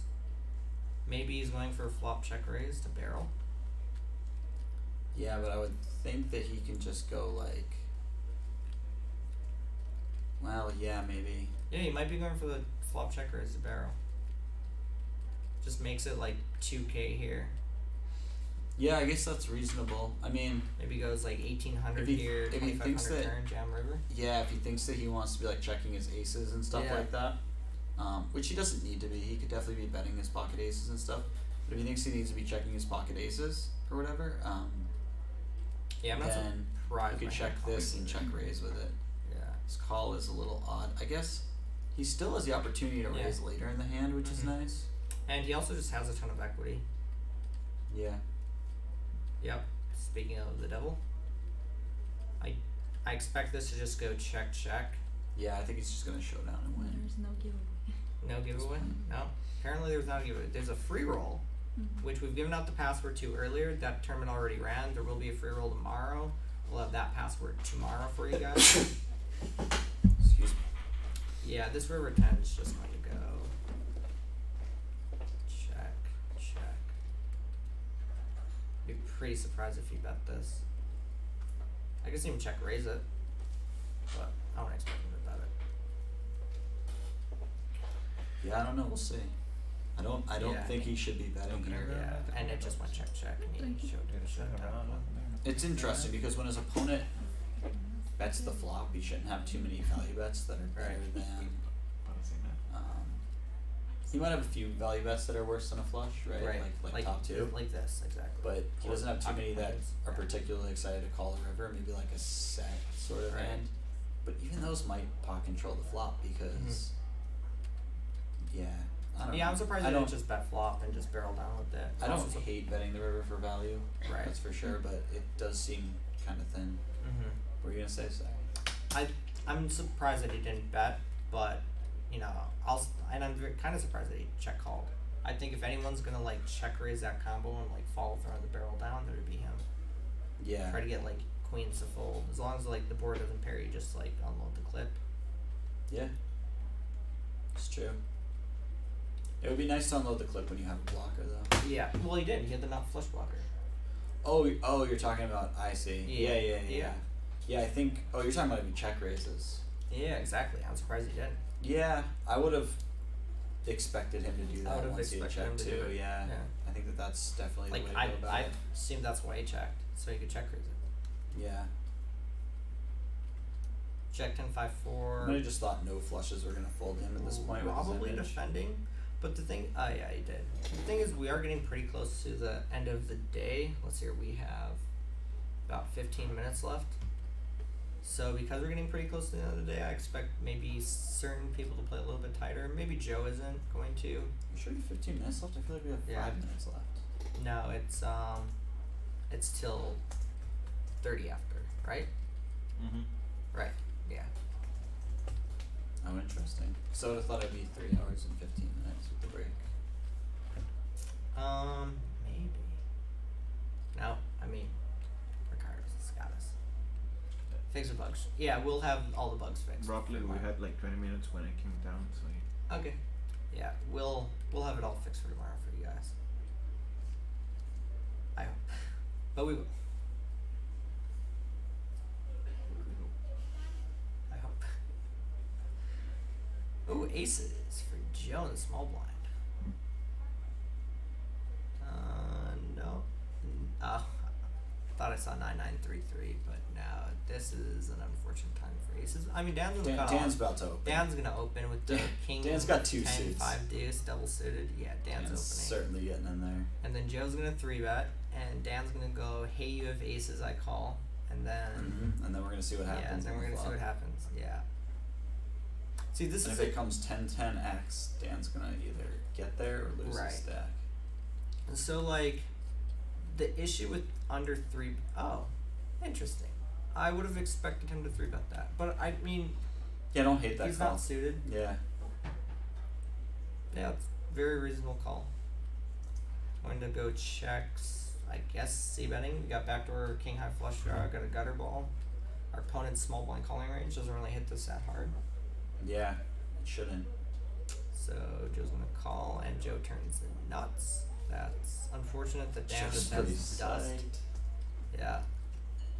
Dan does have a blocker to the nuts. There's a couple blockers to most of the straights, so yeah, he blocks 5-7, blocks 10-7. This would not be the most ridiculous hand to bet. But he doesn't have clubs. I mean, you could argue that to a minor degree it's a bonus that he doesn't have clubs because he can triple barrel on non-clubs and expect more folds, I guess. Yeah. Yeah, he's going for it.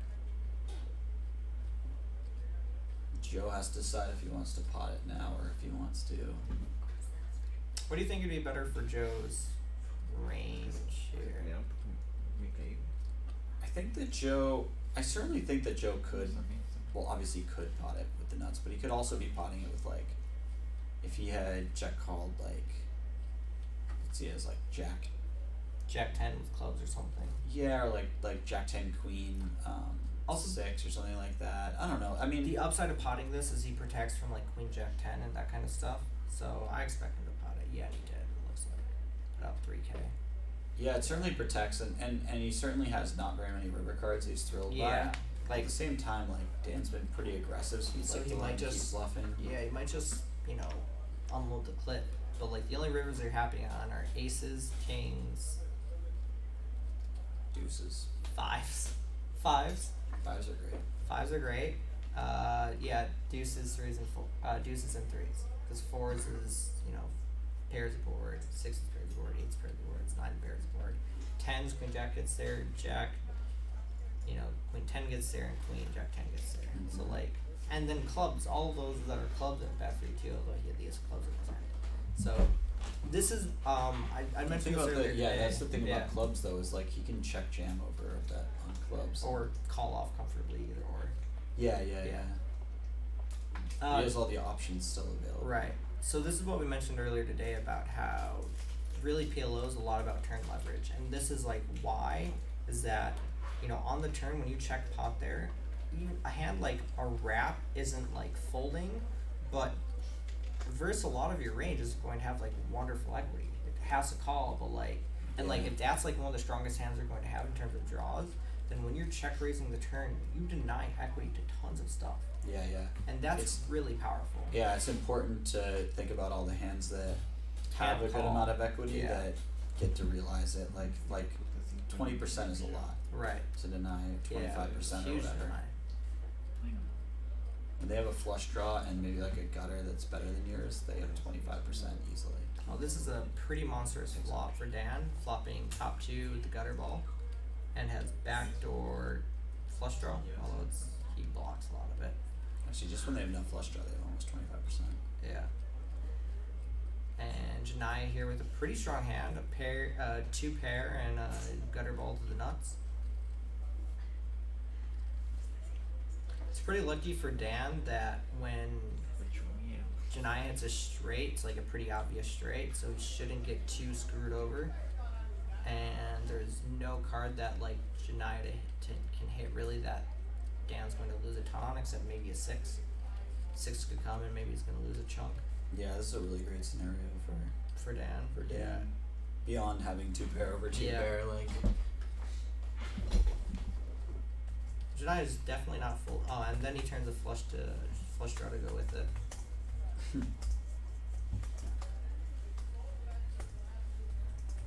I would be pretty surprised if Janaya folds to this.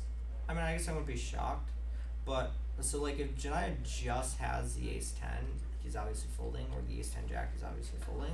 He has a two pair to go with it. You'd think he's going to get a lot stickier here. Yeah, I think that this is kind of the type of hand that's just on the cusp where you can justify calling. If he has like king jack 10, he's definitely calling. So like maybe ace 10 jack he folds, king 10 jack he calls. I could see either here, and they're both pretty reasonable options against Dan specifically. You're talking about king 10 jack 6. Right? Yeah, king 10 jack 6. Yeah. Having that extra two pair, I mean, it doesn't seem like it's a lot of equity, but like it's a pretty decent amount. Yeah, looks like he's calling, which isn't surprising at all. I mean, he's in really rough shape here, especially in the turn 5 of spades, where it adds a lot of straight draws and stuff, flush draws and whatever. That's an unfortunate river card for him. Everything bricks except 4-7, which I guess for Dan is something getting there. So if Dan decides to go for this, I would expect Janaya to hero. I think Dan needs to value bet here. Which I actually think is kind of a thin value bet. It's definitely somewhat thin, but I think it's pretty mandatory just because of how he's been playing and the run out and stuff. Oh wow, he checked back. Well, yeah, he checked and then Janaya checked back. Oh yeah, sorry, Dan checked. I'm very surprised that he didn't. Wait, is Dan?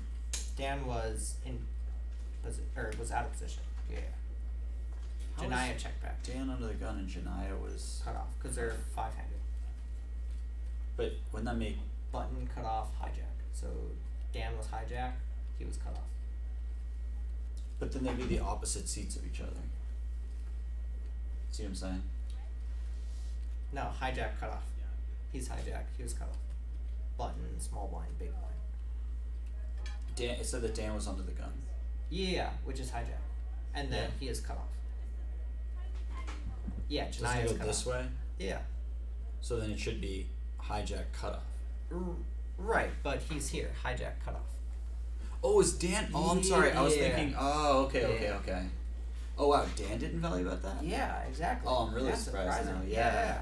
I would have thought that he would.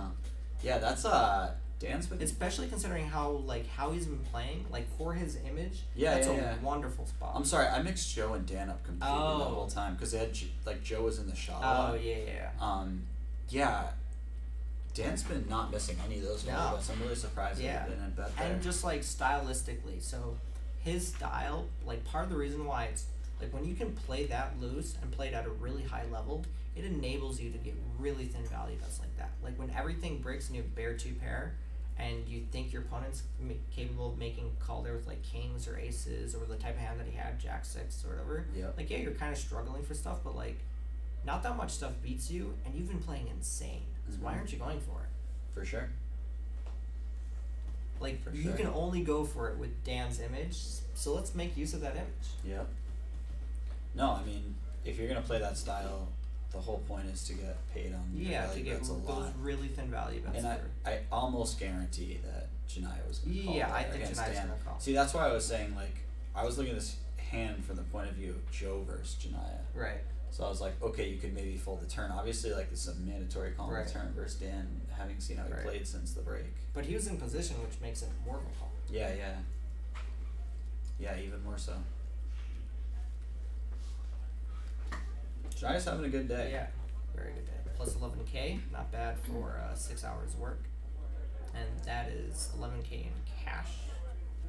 Cold hard cash. Tournament is still going on all day tomorrow, but if he can lock up those chips, if he ends the day with tomorrow with 16,000, that is $16,000 in USD he's getting.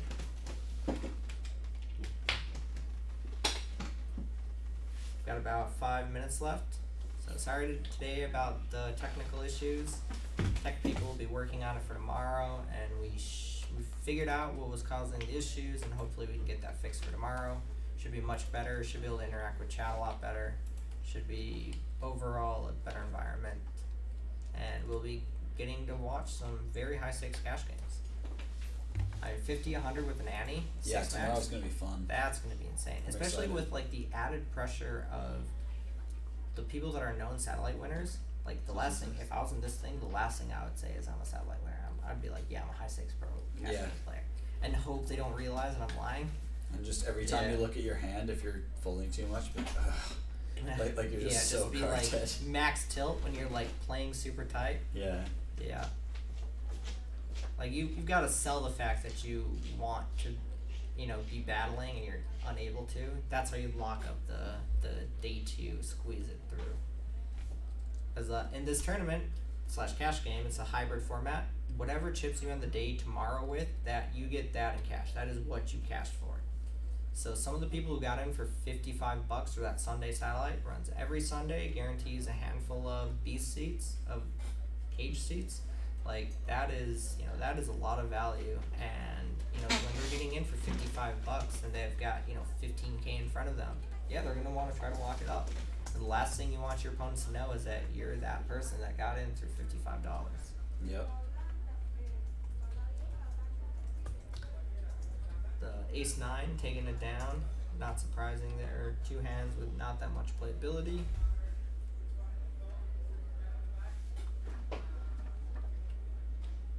Looks like Svetlana there. Even Svetlana's up a grand on the day. Everyone looks like they're up on the day. I don't know who fired a second shell. I don't think anyone who was sitting at this table fired a second shell. Nacho did, but but he busted. Yeah. It's interesting too. Janaya, for some reason, it must be like just his general demeanor or his look or something, but like his VPIP has just gone up every time they've shown the number. Yeah. And like he just doesn't.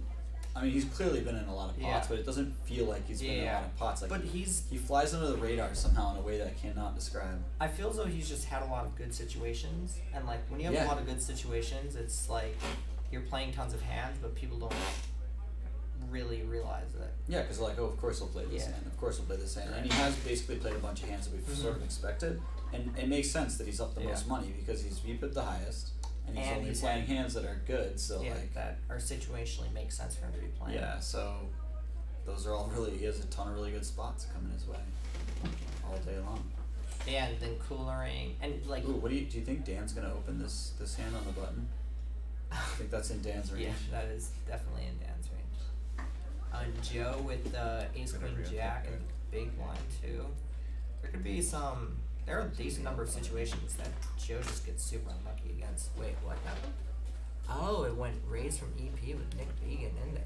That is a loose open from Nick.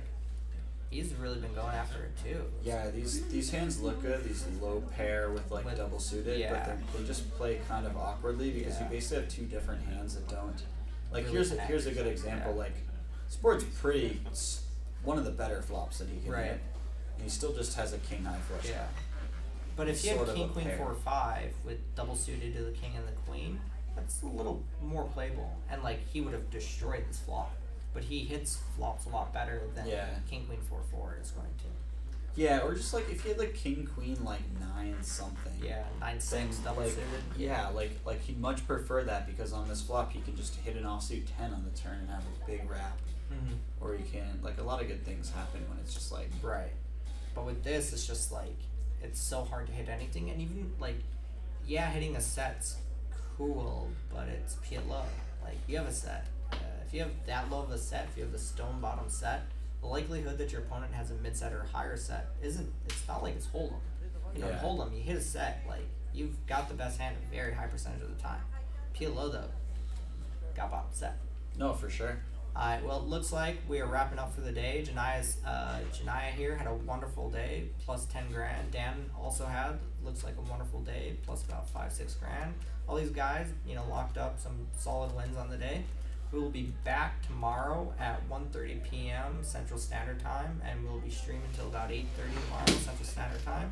We're starting tomorrow at 40-80 with an ante, and finishing tomorrow at 50-100 with an ante, which are, those are massive games. I've never played in cash games that big, honestly.